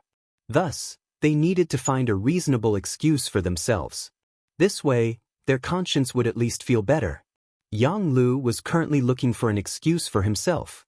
Moreover, he was saying it in a dignified manner. As for whether or not he could convince others, he did not know. However, after saying this, his heart felt much better. After Yang Lu shouted, Chao Jixiang immediately said, That's right. Yang Shunming abandoned the dark for the light and placed righteousness before family. He is a model of a loyal official. For this, the emperor has already issued an imperial edict. He ordered us to capture the traitor Yang Chendong and appoint him as the new Bugnam of Gojoseon to command all matters big and small in Yangxia. Using this opportunity, a golden imperial edict appeared in Chao Jixiang's right hand. He took it out and read in front of everyone, By the will of the heavens, the emperor decrees. The following content was exactly what Chao Jixiang had said. At this moment, Yang Yang, Ba Daojiang, and the Black Cavalry all looked at Yang Lu, who was kneeling on the ground to receive the imperial edict, with eyes that could kill. It is still the same sentence. If looks could kill, Yang Lu would have been cut into pieces. Minister Yang Shunming thanks the emperor for his grace. Long live the emperor. After Chao Jixiang finished reading, Yang Lu stretched out his hands to receive the imperial edict. Then he kowtowed 3 times to the ground. At this moment, he vividly displayed the image of a servant. Bugnam of Gojoseon, please rise. Chao Jixiang quickly helped Yang Lu up with both hands. Many thanks, Mr. Chao. Yang Lu also repeatedly expressed his gratitude. The two of them displayed an expression of mutual appreciation. Good, congratulations, master, congratulations, master. Yang Ying, who was standing at the side, also began to flatter Lin Fan. As Yang Lucheng worked for Bugnam of Gojoseon, it was obvious that his status would rise as well. By then, he would be able to do whatever he wanted in Xianxia. In the face of Yang Ying's congratulations, Yang Lu was naturally overjoyed and in high spirits. Just now, he had said a few words to express his excitement. A voice suddenly interrupted him. How unexpected, even the name has been changed. Yang Shunming hee, not bad. Looks like you're really made to be a servant. Needless to say, only Yang Chendong could make such a sound. If it was in the past, Yang Lu would have been scared out of his wits when he heard this voice. However, at this moment, with the imperial edict in his hand, it was as if he had really become Bugnam of Gojoseon. At this moment, there was not the slightest bit of fear. On the contrary, when he looked at Yang Chendong who was seated there, he coldly snorted and said, "You're just a defeated general. Do you have any objections?" Let's not talk about whether I have any objections. However, have you ever thought that with just one imperial edict from Zhu Qizhen, do you think the officials of Xianxia will recognize it and agree to it? Yang Chendong retorted sarcastically. That's right. What you've done is shameful to all the people of the Yang clan. Just you wait. It won't be long before someone comes to take your head. You'll die without a burial ground. Jiang Baoqiang roared with all his might. Seeing that someone still dared to threaten him at this time, Yang Lu couldn't help but laugh loudly. He didn't seem to be angry at all. It was clear that he had already considered this matter. With a wave of his hand, Yang Ying received a radio from the ninja beside him and respectfully handed it to Yang Lu. After receiving the radio, Yang Lu skillfully turned it on and then began to broadcast the contents of the telegram in front of everyone. As he spoke, he also narrated the contents of the telegram. Yang Chendong has already been captured by the Southern Ming's embroidered uniform guards outside of Fuzhou Harbor. Anyone who receives this telegram is to submit a form of surrender to the Southern Ming Empire within 3 to 30 days. This way, you and your family will be safe. The emperor feels that everyone is working hard for the glory of the great Ming Empire and has only been deceived by vile people. Those who surrender are allowed to bring all their family assets and move to the capital of the Southern Ming Empire. Those who do not surrender within the time limit will be regarded as traitors of the Southern Ming Empire and can be killed by anyone. At the same time, Yang Chendong, Ding Lu of the family of the guilty official Yang Chendong, will be appointed as the new Bugnam of Gojoseon, commanding all of the troops under Xianxia. In the 34th year of the Orthodox dynasty, Zhu Qizhen of the Ying sect. After speaking, Yang Lu, who had also finished sending the telegram, turned off the radio and laughed heartily. How is it? This telegram has already been sent and can be received by anyone who has a telegram? Do you think that after such a thing has happened, there will still be people coming to find trouble with this prince? Every unit's radio had their own communication codes, but once a telegram was sent, even the Yangxia's department or the army could receive it. It was easy to imagine what kind of chaos this telegram would cause after it was sent out. This was equivalent to the great Ming Empire's soldiers running to various cities and shouting that the emperor had been captured by the enemy. After the telegram was sent out, Yang Yang, Badao Jiang, and the others were naturally infuriated. They hated the fact that they were powerless right now and couldn't do anything even if they wanted to. At this time, on another Level 5 battleship not far away, Telecommunications Director Wang Shan also received the telegram. Although Wang Shan was allowed to follow Yang Chendong, for safety reasons he didn't board the main ship. Wang Shan also knew that this was the biggest concession the 6th young master could make. Considering that staying on another ship would ensure his safety and control of the situation, he agreed. Now that he saw the telegram, his expression changed greatly and he instinctively wanted to reply with a coded telegram to explain everything. However, considering Yang Chendong's previous orders, he could only suppress this thought and send out a few secret telegrams. On the main ship Yang Shunming was looking at Yang Chendong with a smug expression. He was looking forward to seeing his former master's panicked expression. It would definitely give him a great sense of satisfaction. Unfortunately, he was destined to be disappointed. This was because Yang Chendong's expression didn't change at all. Instead, he looked at Yang Lu as if he was looking at a clown. What? Is this all you've got? Isn't this enough? Yang Shunming instinctively asked. Do you think you can overturn the heavens when you're here? Come on, you can come in. Following Yang Lu's shout, Kitamura and Yui Suzuki in their Marine Cold Front uniform led a few jonins into the main ship. Bugnam of Gojoseon, how have you been? Do you still recognize us? Clown, you're just a loser. Yang Chendong's expression didn't change at all. Instead, it was filled with disdain, as if he was already prepared for the appearance of these two special jonins. Yang Chendong's expression didn't change, which greatly disappointed Yang Shunming. This was completely different from what he expected. He couldn't help but shout.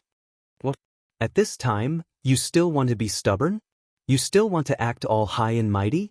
Who are you trying to fool? That's right, you're already a prisoner. If you immediately kneel and beg my master, you might be able to suffer less. When Yang Ying saw that Yang Shunming was angry, he took half a step forward and said in a threatening manner. What do you think I am? Oh right, you're the Uncle Ying that Mo-gue mentioned, right? Ha, I really underestimated you. To think that Yang Lu could get to where he is today, you must have contributed a lot, right? Let me guess, you shouldn't be as simple as Yang Lu's butler. If I'm not wrong, you should be a lackey of the Imperial Secret Service. Your real master should be this Chao Changgong, right?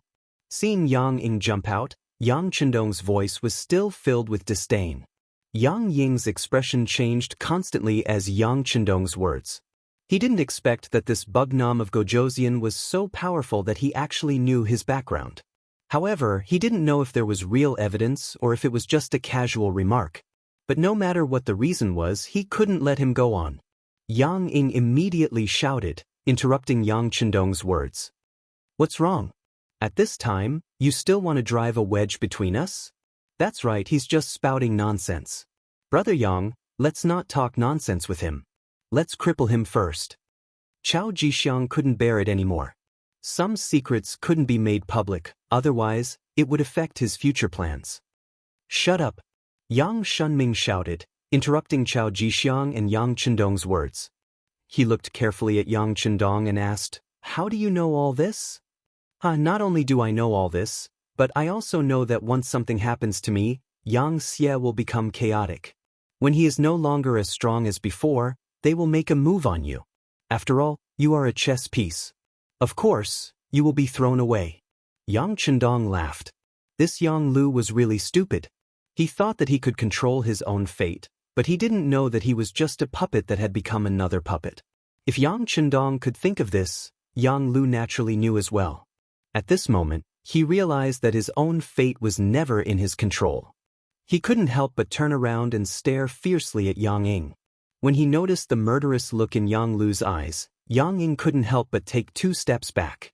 With a nervous expression, he said, Master, I am already loyal to you. Don't listen to the instigation of this lowly person. Ha, loyal? How was the previous Yang Lu disloyal in front of this prince? Yang Chendong added in a timely manner. This also made Yang Lu, who was soft-hearted, harden his heart. Kitamura, please help me kill him. Don't worry, your country's Princess Junko will be fine. I will definitely rescue her and send her to you.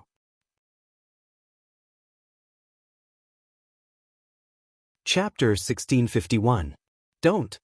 Yang Ying sensed that something was amiss. His expression changed drastically and he instinctively wanted to dodge to the side. However, a blade flashed and he realized that he could see his buttocks. Then Yang Ying, whose head had been chopped off, fell to the ground. He was as dead as a doornail. Not bad, you're ruthless. Looking at Yang Lu's performance, Yang Chendong praised him. After dealing with Yang Ying, Yang Lu turned to look at Chao Jixiang. Chao Jixiang's face was pale. He was clearly frightened. Chao Jixiang, I hope this is an accident. I hope there will be a next time. Yang Lu thought for a while and decided not to act. After all, he couldn't leave the support of the Southern Ming Empire. Naturally, he couldn't just kill Chao Jixiang. Chao Jixiang, whose expression had changed drastically and even wanted to shout for Wen Jing to rush in, could not help but let out a long sigh of relief. He knew that this was not because the other party had let go of his plot against him, but because no one could leave each other now. He said gratefully, Thank you for not killing me, Your Majesty. Chao Jixiang's attitude made Yang Lu very satisfied. He nodded his head lightly and accepted this gratitude. Then, he turned his gaze and looked at Yang Chendong, who was sitting there. Yang Chendong didn't even move a finger. With just a few words, he killed his most trusted butler. It had to be said that just thinking about this method alone was enough to make one feel shocked. It was precisely because of this that this person absolutely could not be left alive. Although for the sake of the greater cause, he would not go so far as to kill the other party, but he still had to capture the other party alive and control him. Kitamura, Suzuki-kun, do it? The two special ninjas, who had been waiting for a long time, nodded at the same time and walked to Yang Chendong. This scene made Badeo, Yang, Wang Nanhu and the rest anxious. However, they were poisoned by the bone-softening powder and couldn't use their strength. There was nothing they could do. Wait! At this critical moment, a voice rang out. Although it wasn't loud, it caused the two ninjas to stop. Only Yang Chendong could cause such trauma to Kitamura and Yu Suzuki. The words "wait a minute" had also come from his mouth. As soon as he spoke, Yang Chendong raised his head and looked at Yang Lu. What's wrong? Was it that urgent? Or are you afraid of me from the bottom of your heart? Afraid of you? Why should I be afraid of you? Don't you know that you're the meat on my chopping block? Although Yang Lu was very afraid of Yang Chendong in his heart, and this was a habit that had been cultivated over the years, he still stiffened his neck and said these words. Since you're not afraid, let's just talk about it. Otherwise, I'm afraid we won't have a chance to talk in the future. Yang Chendong said unhurriedly. However, the more he acted like this, the more he could emit a calming aura that affected the people around him, causing them to not dare to act recklessly. Say what? Yang Lu was still reluctant to admit his mistake. Let's talk about Emogue. Oh, by the way, there's also the radio station with serial number 9826. Yang Chendong squinted his eyes. When he talked about this, there was even a slight smile at the corner of his mouth. Other than Yang Chendong, no one else knew that it was the radio station that Emogue thought was abandoned that attracted Yang Chendong's initial suspicion of Yang Lu. Every radio station had its own unique code, and people who didn't pay much attention to it wouldn't pay much attention to it. Yang Chendong didn't mention this to anyone else. He only intentionally recorded the code when he distributed the radio stations. At first, it was just to identify people by the station and the code. However, he didn't expect that this code would actually help him find the traitor. Yang Lu didn't know about this, and when he heard Yang Chendong mention the code 9826, he was still confused. What do you mean? Looking at Yang Lu's confused expression, Yang Chendong laughed. You've been with me for so many years, but you haven't learned much. Alright, then I'll tell you. Every radio station has its own unique code, and Emogure's code was 9826. When I brought people to attack the 3 provinces, Emogue saw that he had no chance of winning, so he committed suicide and buried the radio station. What he didn't know was that even though he destroyed 80% of the radio station, the code was still clear, so. Yang Chendong deliberately dragged out his words, and as expected, Yang Lu's expression changed. He exclaimed, "So you secretly investigated this radio station and found out that it was me?" That's right. Yang Chendong looked at Yang Lu approvingly. You're not that stupid, you just learned about it a little late. It was through this code that we found out that this radio station was allocated to Director White Fox of the CIA stationed in Nanming. However, that White Fox had already been bribed by you. She is now your mistress and is working for you. I have to say, you're very careful. In order not to reveal any flaws, you didn't find an excuse to apply for a new radio station. Instead, you borrowed White Fox's radio station and gave it to Emogue. You and White Fox are sharing a radio station, right? Listening to Yang Chendong's analysis, even though it was January 1468 and the weather was a little cold at sea, Yang Lu still broke out in a cold sweat. He was indeed very careful. In order not to attract attention, he dismissed Yang Ying's idea of finding an excuse to get a new radio station. Instead, after discussing with White Fox, he gave her radio station to Emogue. This way, he didn't have to worry about being exposed and people suspecting him, so he could lay out his plans. What he didn't expect was that there was a unique code on the radio station. Damn it, why didn't he check it carefully before? He had seen the code before, but he didn't think much of it. In the future, it would be the same on every radio station. However, he didn't know that it was his carelessness that exposed him. If he was exposed at that time, would he have already attracted Yang Chendong's attention? Could it be that the other party had seen everything that he had done? If that was the case, didn't that mean that everything he did was within his expectations? No, that's impossible.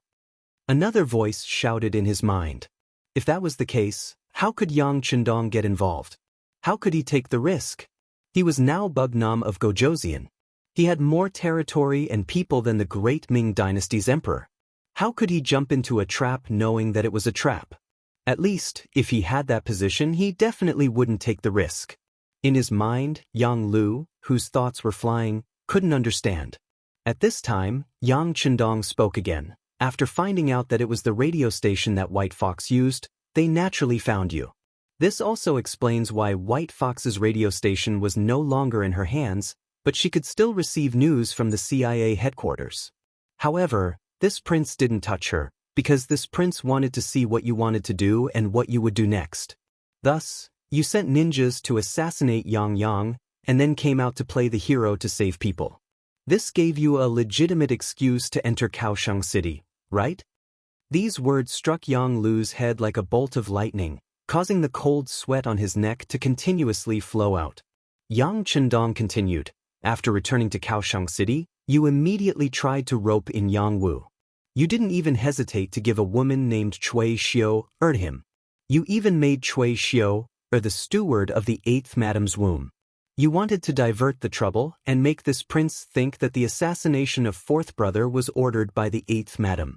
This prince was naturally aware of this, but I was curious about what else you wanted to do, so I didn't expose you and continued to watch you act. Speaking of which, you are indeed ruthless. Seeing that Yang Wu didn't fall for your trap and wouldn't be your spy in the palace and harm this prince, you thought of another way. You used this prince's 4th brother to trick this prince into coming to the sea. You contacted Chao Jixiang, which led to this scene. In order to be able to follow me closely and control the situation at all times, you even sent people to poison your Beta Persei's mother-in-law, causing her to be poisoned and hospitalized, so that she wouldn't have the chance to follow this prince out to sea. In this way, you became the best candidate, right? Ha!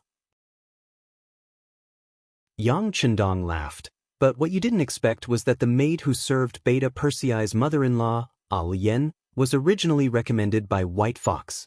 Then why didn't you think about it? Since White Fox was the focus of suspicion, how could the person she recommended not be guarded against? So the so-called poisoning incident was fake. The food provided by Yen had long been swapped. It was just to see what else you wanted to do, so this prince didn't expose all of this. After saying this, the smile on Yang Chendong's face disappeared and was replaced by disappointment and anger. What this prince didn't expect was that you actually wanted to replace me and collude with the Southern Ming Emperor to destroy the Yangtze's overall situation. To be honest, I can understand how you treat this prince.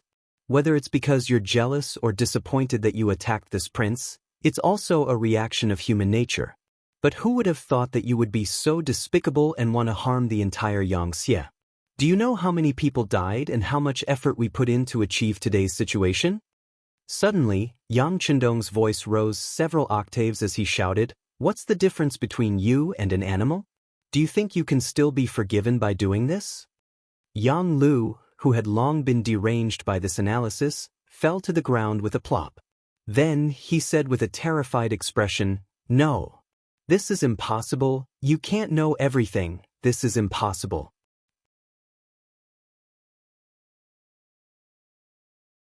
Chapter 1652. If you don't want people to know, then don't do it in the first place. Yang Chendong shook his head and said as he stood up.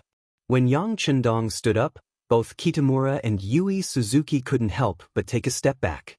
As the saying goes, a person's reputation is like a tree's shadow.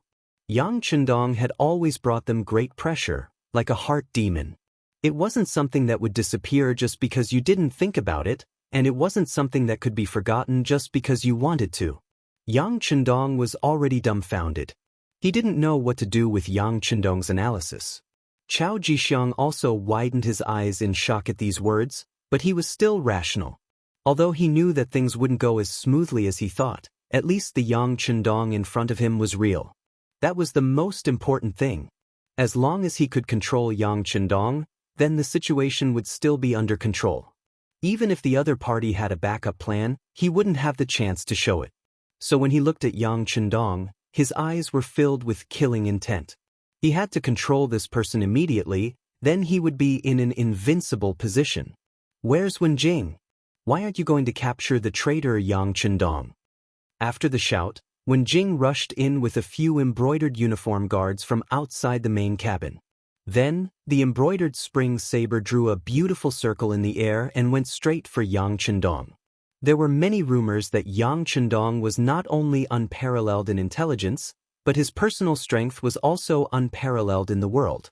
Normally, they wouldn't dare to make a move. But now, the fragrance of the bone-softening powder had already taken effect. Yang Chendong was probably a soft-footed prawn, unable to resist. With such confidence, one of the embroidered uniform guards swung his saber. But it was obvious that he didn't use his full strength, and the way he attacked wasn't the kind that would take a life. His target was the neck, and he wanted to knock him out. Scram! With a harsh shout, Yang Chendong stretched out his leg and struck the imperial bodyguard's chest. Under the powerful kick, it directly hit the person's chest. Immediately, the sound of bones cracking rang out, and the embroidered uniform guard's chest naturally caved in. How is this possible? The embroidered uniform guard, who had charged forward quickly but retreated even faster, landed beside Chao Jixiang. Seeing the blood bubbling out of the corners of his mouth, it was obvious that he was breathing in more than he was breathing out. Everyone in the room was so shocked that their eyes widened. Shouldn't he have been poisoned by the bone-softening powder? But why was nothing wrong with him?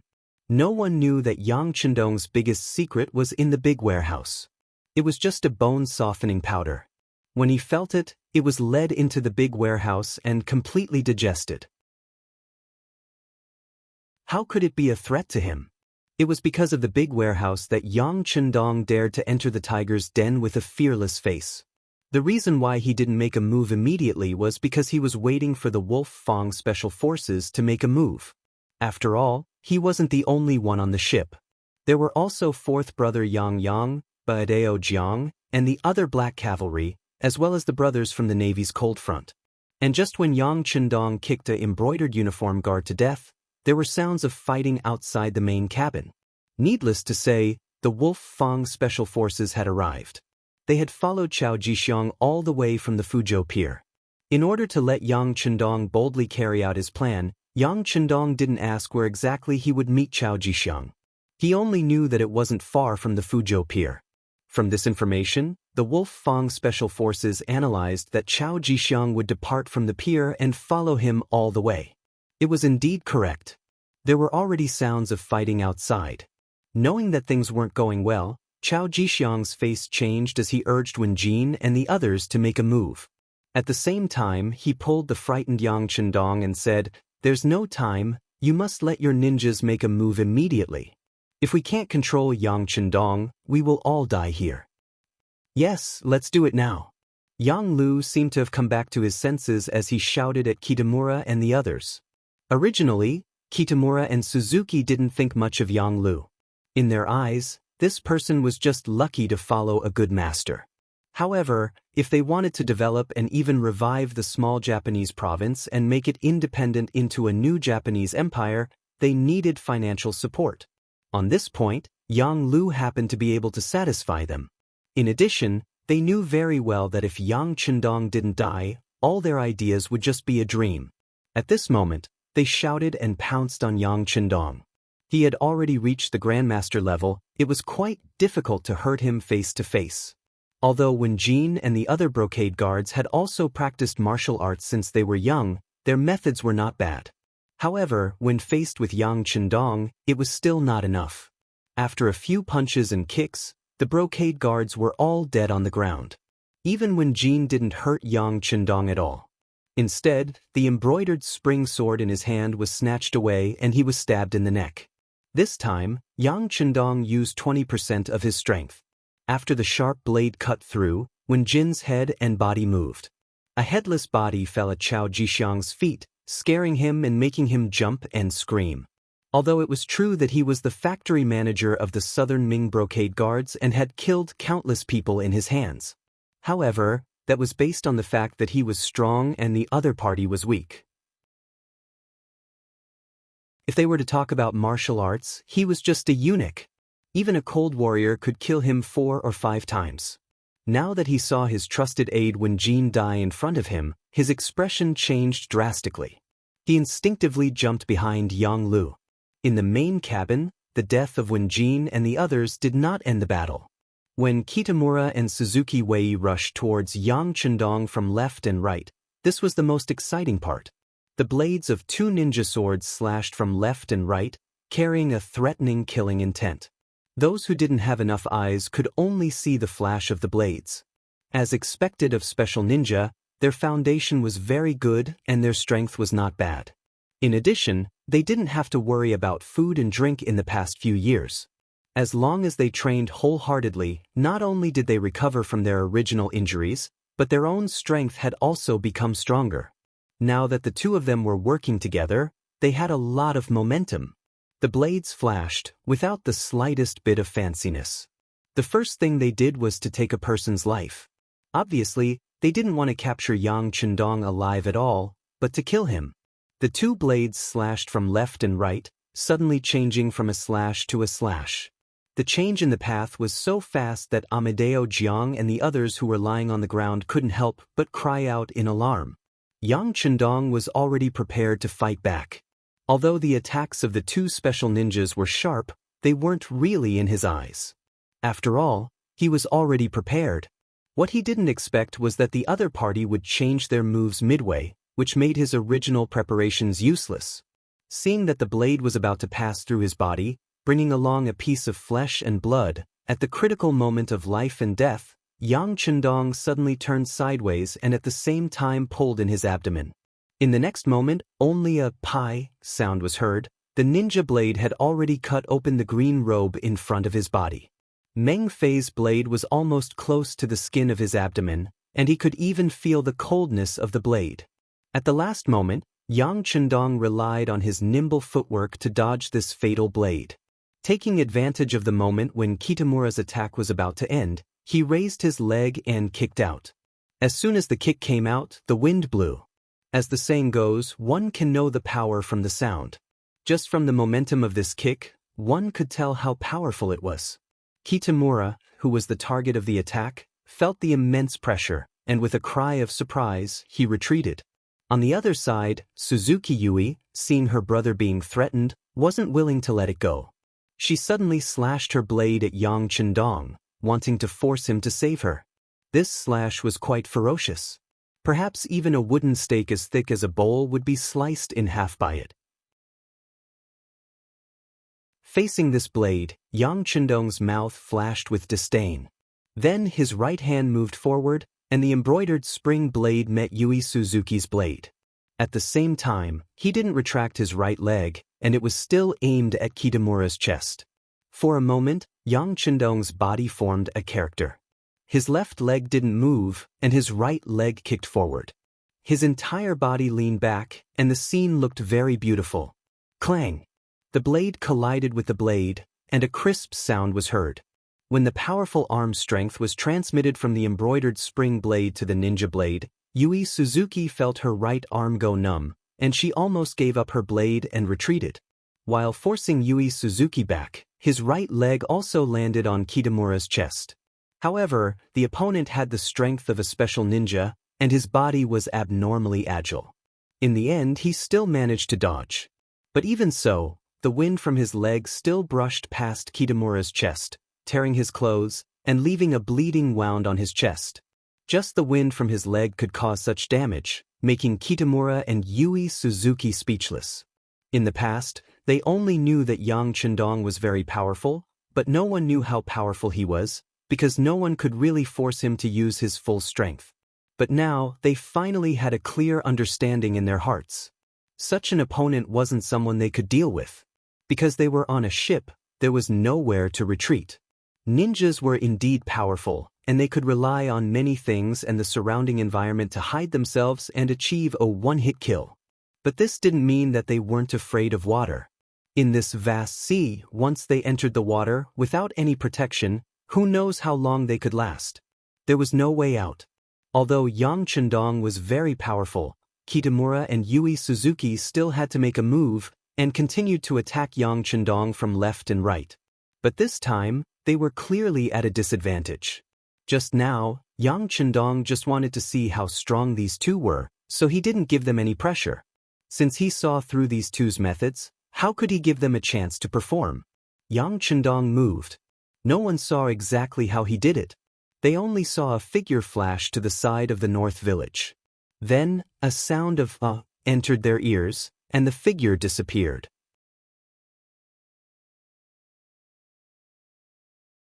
Chapter 1653. After that, it could be seen that Bei Quanku, who had been kicked by the kick, had a big hole in his chest. His large intestines and small intestines were flowing out from that hole. Even if Bei Quanku tried to block it, he still couldn't stop it. After a successful move, Yang Chendong's gaze turned to Yui Suzuki. At this moment, Yui Suzuki's expression changed greatly. There was only one question in his mind. Why couldn't he see Yang Chendong's figure? It was said that ninjas were the fastest, but now it seemed that the advantage they were most proud of was not as good as the opponent. How could they fight? Just when Yui Suzuki's mind was in a mess, he suddenly felt a pain in his neck, followed by blood splattering everywhere. The ninja sword in his hand fell to the ground, and he instinctively raised his hands to block the wound on his neck. However, he couldn't do it, and could only let the blood flow out. In the end, he fell to the ground with a plop, and soon died. At this time, the people of Japan were not like the people of the future, who worshipped Amaterasu and were afraid of being beheaded. However, the scene of blood splattering everywhere still brought a strong sense of shock to the onlookers. It made their minds scattered, and there was only fear in their eyes. The two special ninjas fell at the feet of Yang Chendong in just 2 rounds. Whether it was Yang Lu or Chao Jixiang, they realized that they were wrong at this moment. They were very wrong because they didn't know how strong their opponent was. If they wanted to trample him under their feet, they would only be humiliating themselves. After Yang Chendong killed Bei Xiyuan, Wen Jing, and the others, he saw that there was no one in the main cabin who could threaten him. He walked to the dead Yang Ying and searched his body. He found the antidote in the porcelain bottle and threw it to Ba Daojiang, who was lying on the ground. When he stood up, the sound of gunfire could be heard from outside the cabin. Needless to say, it was the Wolf Fang Special Forces who were slaughtering.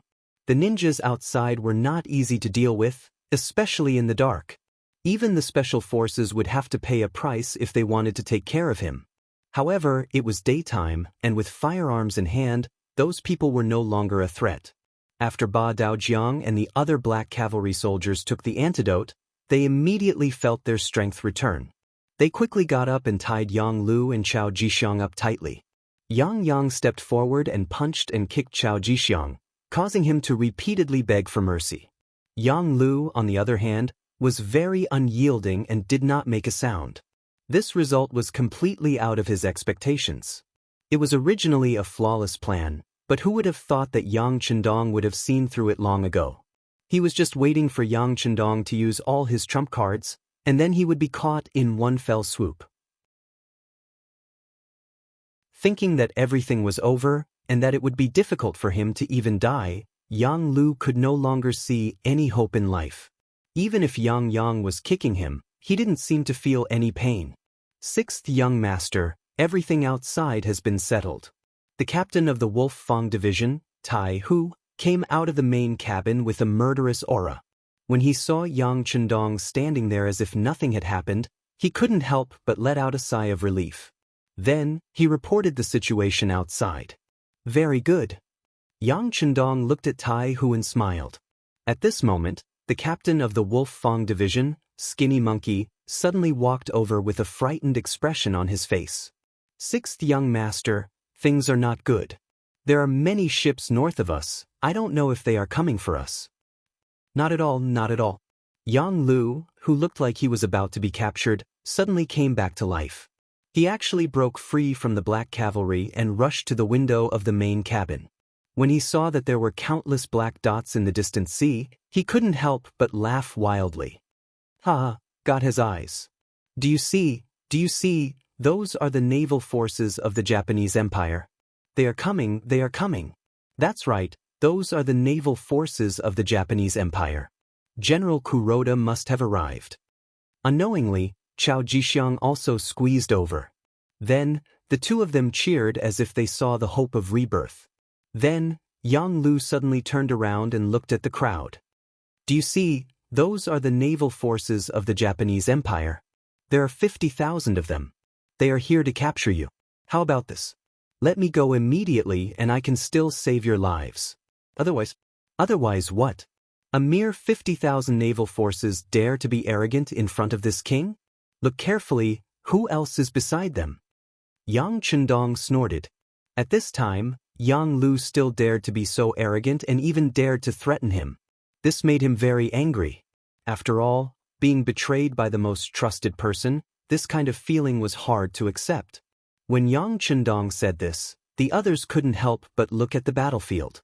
Then, they noticed that there were more black dots in the periphery of the black dots. Then, the sound of cannons sounded. Flames appeared on the distant horizon. That was the reflection of the sinking of the warships. Needless to say, Nye Tong led the Navy's Cold Vanguard Division to attack. They were riding on a level 6 warship. Not only was the warship faster, but it was also equipped with more cannons. It was easy to deal with the 50,000 naval forces that could only fire solid bullets.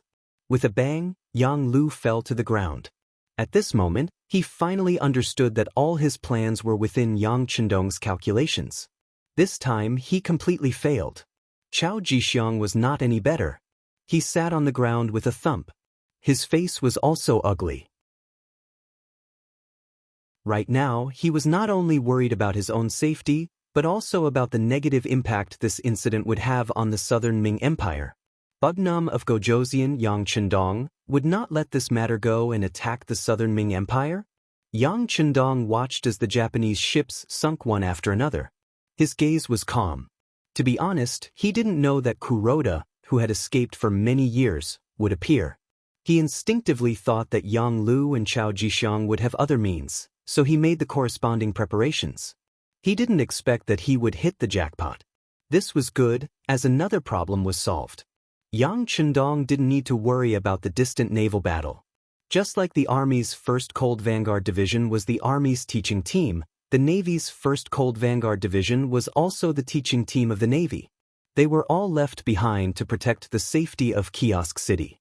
The only difference was that the 1st Cold Vanguard Division had a more important mission, and that was to not allow any ships from other powers to approach Kiosk City's port without permission.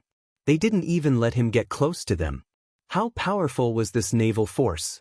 If they couldn't even deal with the Japanese who had already lost their homes, then they might as well retire and go home to raise their children. In a short while, the other two ships had also approached the main ship.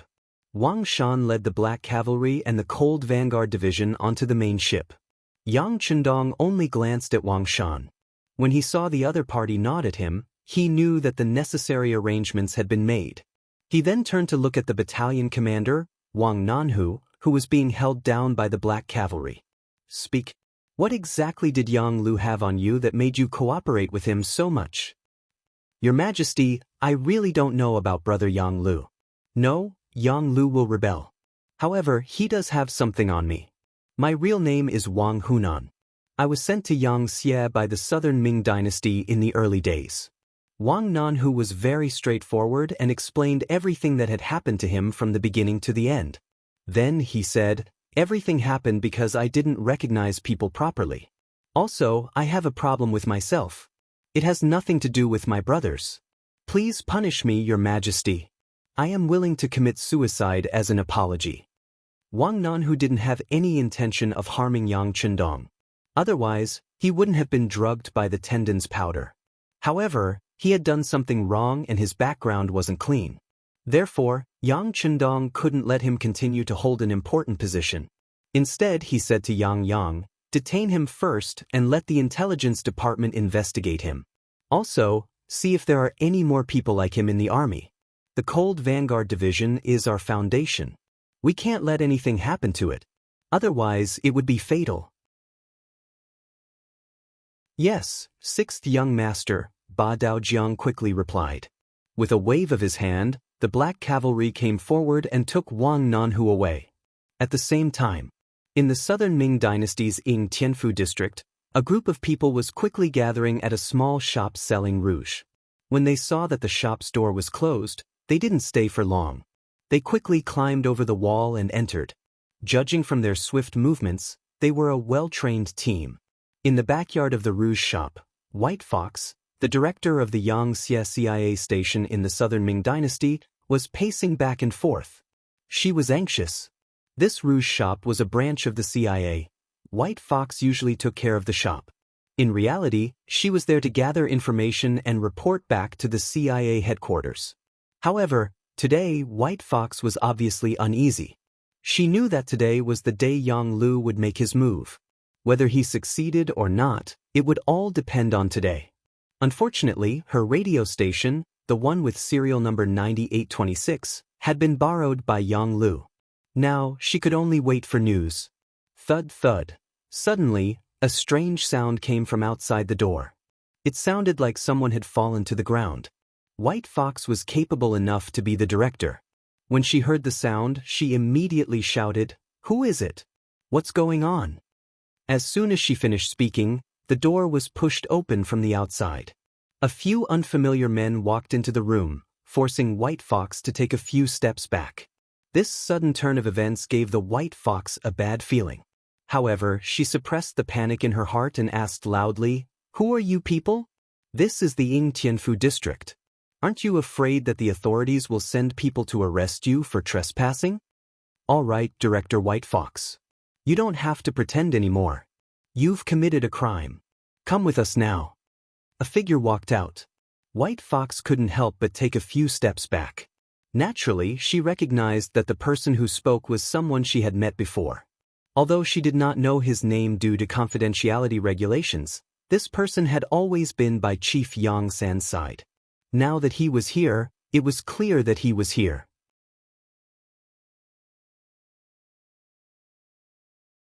Chapter 1654. She knew that something might have happened to Yang Lu. White Fox's expression changed drastically, but it didn't matter. She still had a backer. She shouted loudly, "I'm innocent. Yang Lu forced me to do this. I want to see 7th Madam. I want to see 7th Madam." Talk too much. The man shook his head lightly. Immediately, the members of the security bureau around him swarmed forward, covered the White Fox's mouth and caught it. In Tian City, Yuan residence. Big Boss Yuan Qian was sitting in his central room, drinking tea with a leisurely expression.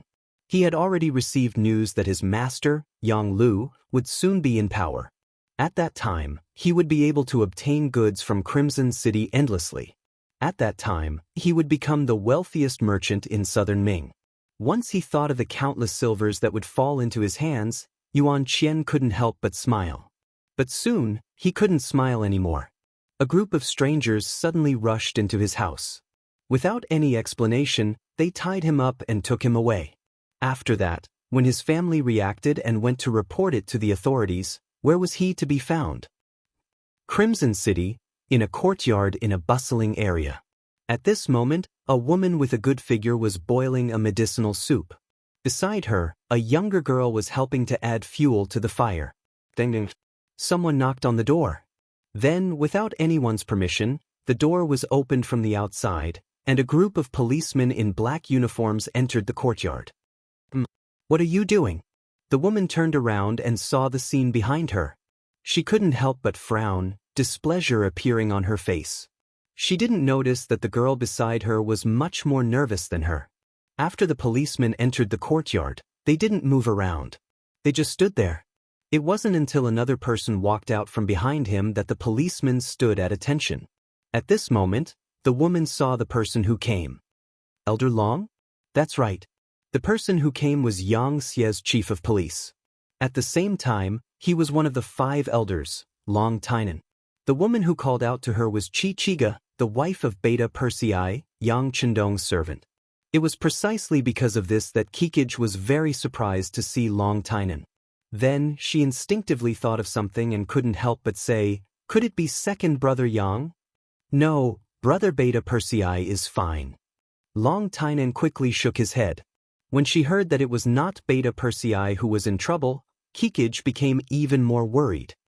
"Could it be that my little brother?" "No, Master Ba too is also very good." Longtime had to explain. Then, Kikij's expression changed even more as she said, "Could it be my mother?" "No, the other mother is healthy and well." After Longtime quickly explained 3 times, he decided to go straight to the point. He pointed at the maid behind Kikij, Lien, and said, "Madame Beta Persei, we are here for her. She has a problem, please allow us to take her away. As for what happens after, brother Beta Persei will explain it himself." "But what are you doing? I'm just a weak woman. Master, save me." Lien saw that things were not going well. It was very likely that she was exposed. She quickly screamed and wanted to pull Kikij's hand. The 2 police elites who were already prepared rushed over and held Lien's arm. At the same time, a short dagger fell from their sleeves. It was conceivable that if the police were any slower, Kikij would have become a hostage. "What's going on? Lien, what are you trying to do?" Kikij obviously saw the problem and asked in surprise. Over the years, she had a husband like Beta Persei and a brother like Batu who was already a teacher. She had already broadened her horizons. How could she not see that Lien was trying to harm her just now? At this time, Lien naturally did not know how to answer her. She could only lower her head. Longtime stepped forward and explained, "Brother Beta Persei will explain the details later. The task I received was to take this person away. I hope Madame Beta Persei can make things easier." It was because of Kikij's special identity that Longtime personally came this time. If it was someone else, a small captain would be enough. "Okay, take her away. I'll ask Beta Persei what's going on later." Kikij also knew that they respected her and gave her face. She had to bear with it and nodded in agreement. Kaisan City Palace. When Yang Chendong left the palace and went to the dock, Queen Hu Yen led a group of people to the 8th Madame Junko's bedroom. The sudden arrival of the queen made the maids panic and they all knelt down to greet her. 8th Madame Junko also came out with little Yang Xian to greet her. "Good sister, please get up. You have been wronged." Seeing Junko about to kneel, Hu Yen quickly strode forward and helped her up. "Sister, I don't know." Hearing that she had been wronged, Junko's tears almost flowed out.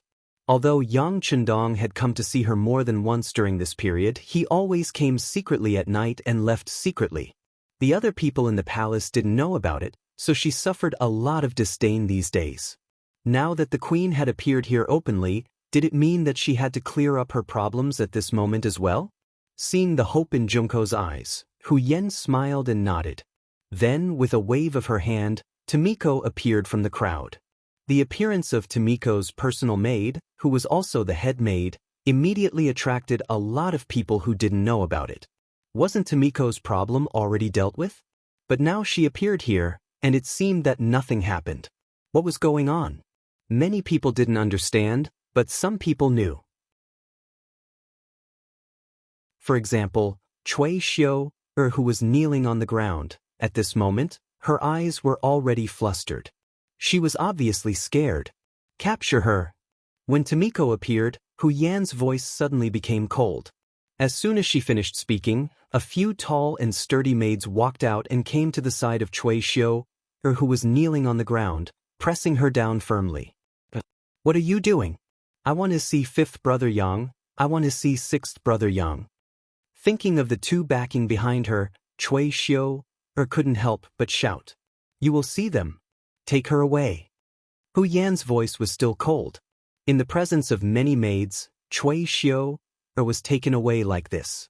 Then, Hu Yan announced in public that the rumors about 8th Madame Junko's problem were just rumors. Now that it had been investigated, no one was allowed to talk about it anymore, otherwise, the palace would punish them. With the queen's words, all the maids agreed in unison. Tears flowed out of Junko's eyes uncontrollably.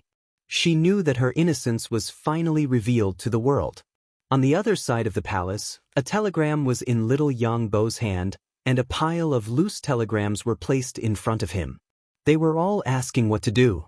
Yu Qian, Luan Xiaochen, Xin Yu, Wu Qian, Long Tainan, who had just returned from a mission, and the only military member left in Kikian City, Leng Song, all stood in front of little Yang Bo.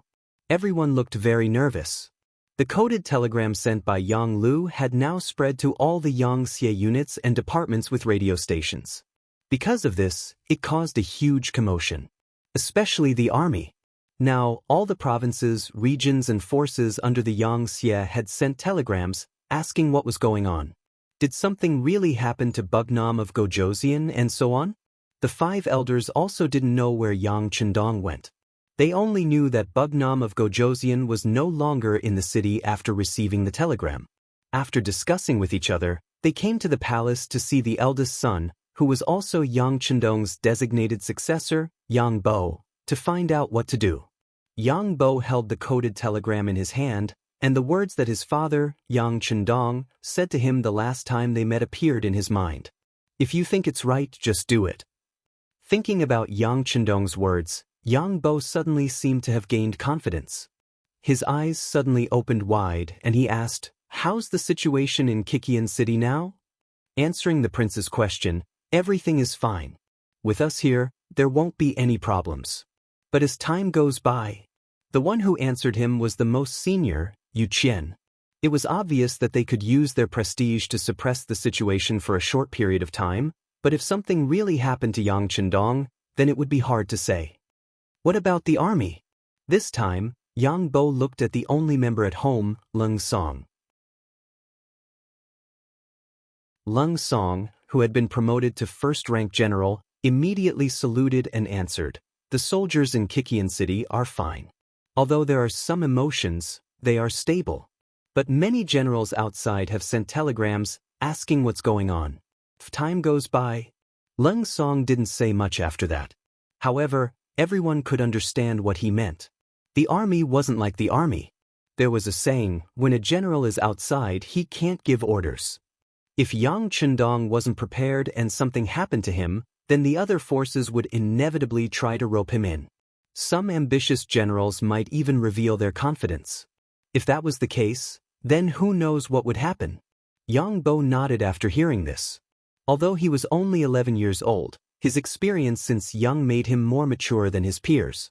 Not to mention, when he was free, Yang Chendong would bring him to deal with all kinds of things.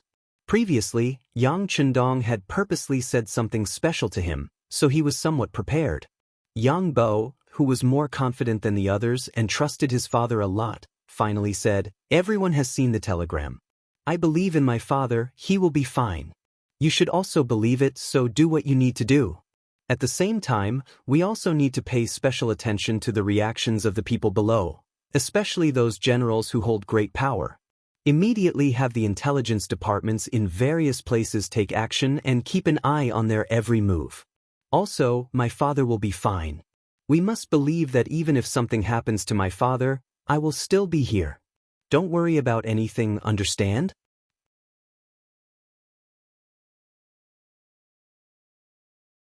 Chapter 1655. The last sentence was intentionally raised in volume. When Yu Qian and the others heard it, they couldn't help but breathe a sigh of relief. Yes, isn't Crown Prince Chong here? Yang Chendong had already appointed an heir when he was still alive, so Xianxia had someone to inherit her position. The main thing was that her strength was still there. If that was the case, what was there to be afraid of? Even if someone really had other ideas, they could just go back and deal with them one by one. As long as Xia's main strength was still there, how chaotic could the outside world be? After figuring this out, they immediately cupped their fists and saluted. "Yes, we will follow Crown Prince Chang's orders." Above the sea, several warships finally gathered together, and then several people walked out of each ship and gathered on one ship. They went straight to Yang Chendong's level 5 warship in the distance. If someone was on this ship, they would definitely cry out in surprise after seeing the people on the ship. There were even some young Xianxia women here who couldn't help but scream in admiration because the people standing on this ship were Tiger's Mane, Beta Persei, Yang San, Yang Si, and Yang Wu. Because of work and the growing strength of Xianxia, these people who were trusted by Yang Chendong the most haven't gathered together for more than 10 years. This time, they did receive a secret message and gathered at the sea. When they first came here, Tiger's Mane, Beta Persei, and Yang Si were all confused. They didn't understand why they had to gather at the sea. After all, each of them had a lot of important things to deal with. Yang Wu had a slight feeling, but he wasn't very sure. The one who knew what was going on the most was Yang San, the director of the security bureau, so everyone's eyes fell on him, trying to figure it out. If it was before, Yang San wouldn't talk nonsense, nor would he dare to. But now, he knew that the truth should be out, and he could also reveal the mystery to his closest brothers. Brothers, this is what happened. As Yang San recounted what had happened to Yang Lu, all the furnishings in the main cabin were smashed clean in a short period of time. The old men were furious. They had all started when the young master was still a nobody, and had followed him step by step until today.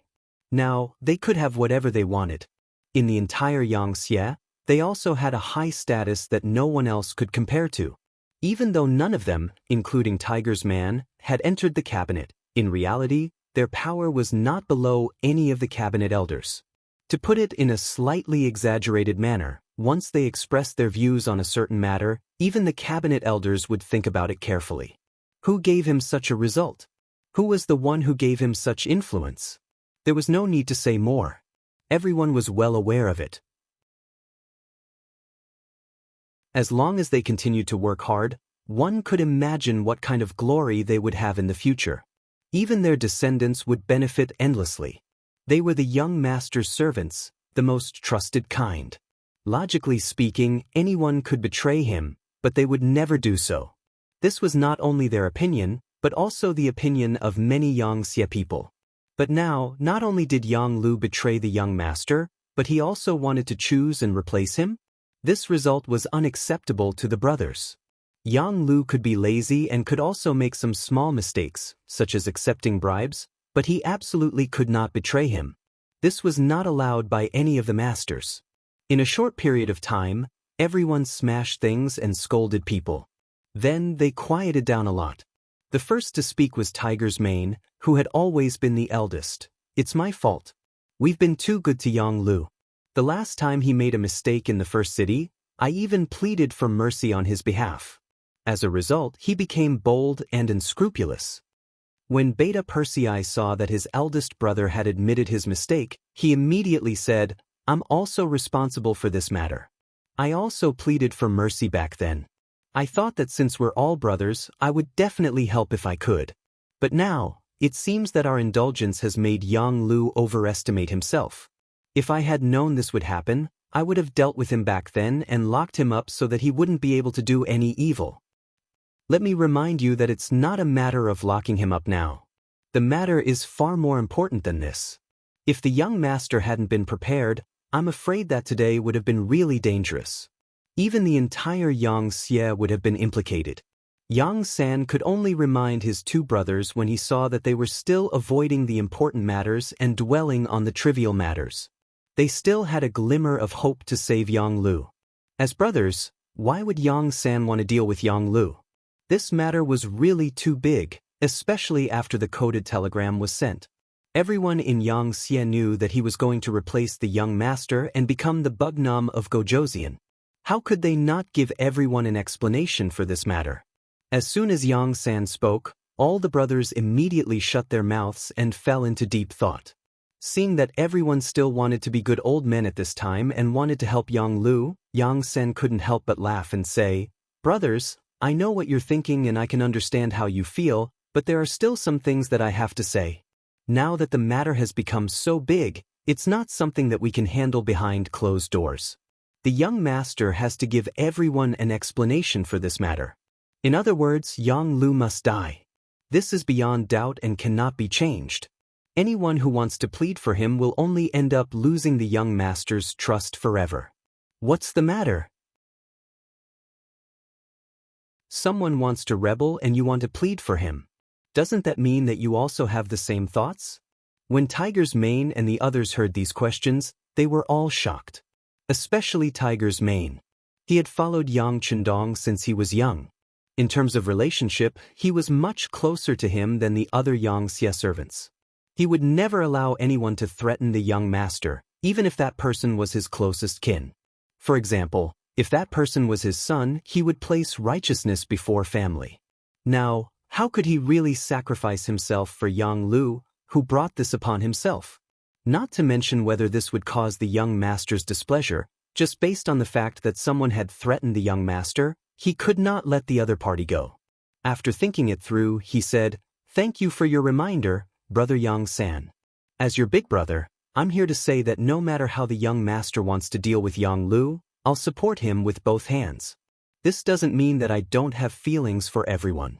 It's just that Yang Lu's actions are too much. If you have any opinions about me because of this, then as your big brother, I can't say anything. But even if you have opinions, I will stand firmly on the young master's side." As soon as Tiger's Mane finished speaking, Beta Persei was unhappy. As the servant who had followed Yang Chendong the longest over the years, Beta Persei's feelings for Yang Chendong were as deep as Tiger's Mane's. How could he plead for leniency because of Yang Lu's suicidal behavior? Not to mention that the other party had poisoned his mother-in-law in order to achieve his goal. At that moment, he also said, "I have the same thoughts as Big Brother Tiger's Mane. We support the young master's decision. No one can be blamed for this. Everything was brought upon by Yang Lu. We won't blame Big Brother Tiger's Mane because what you did was right." After Beta Persei's statement, Yang San, Yang Si and Yang Wu also clarified their attitudes. Needless to say, everyone's thoughts were the same. That was, they could no longer plead for leniency for Yang Lu. As for how to deal with this person, they would completely abide by Yang Chendong's opinion. With their attitudes united, Yang San ordered the ship to speed up and move closer to Yang Chendong's main ship. On the main ship, Yang Lu and Chao Jixiang were pressed to the ground, unable to move.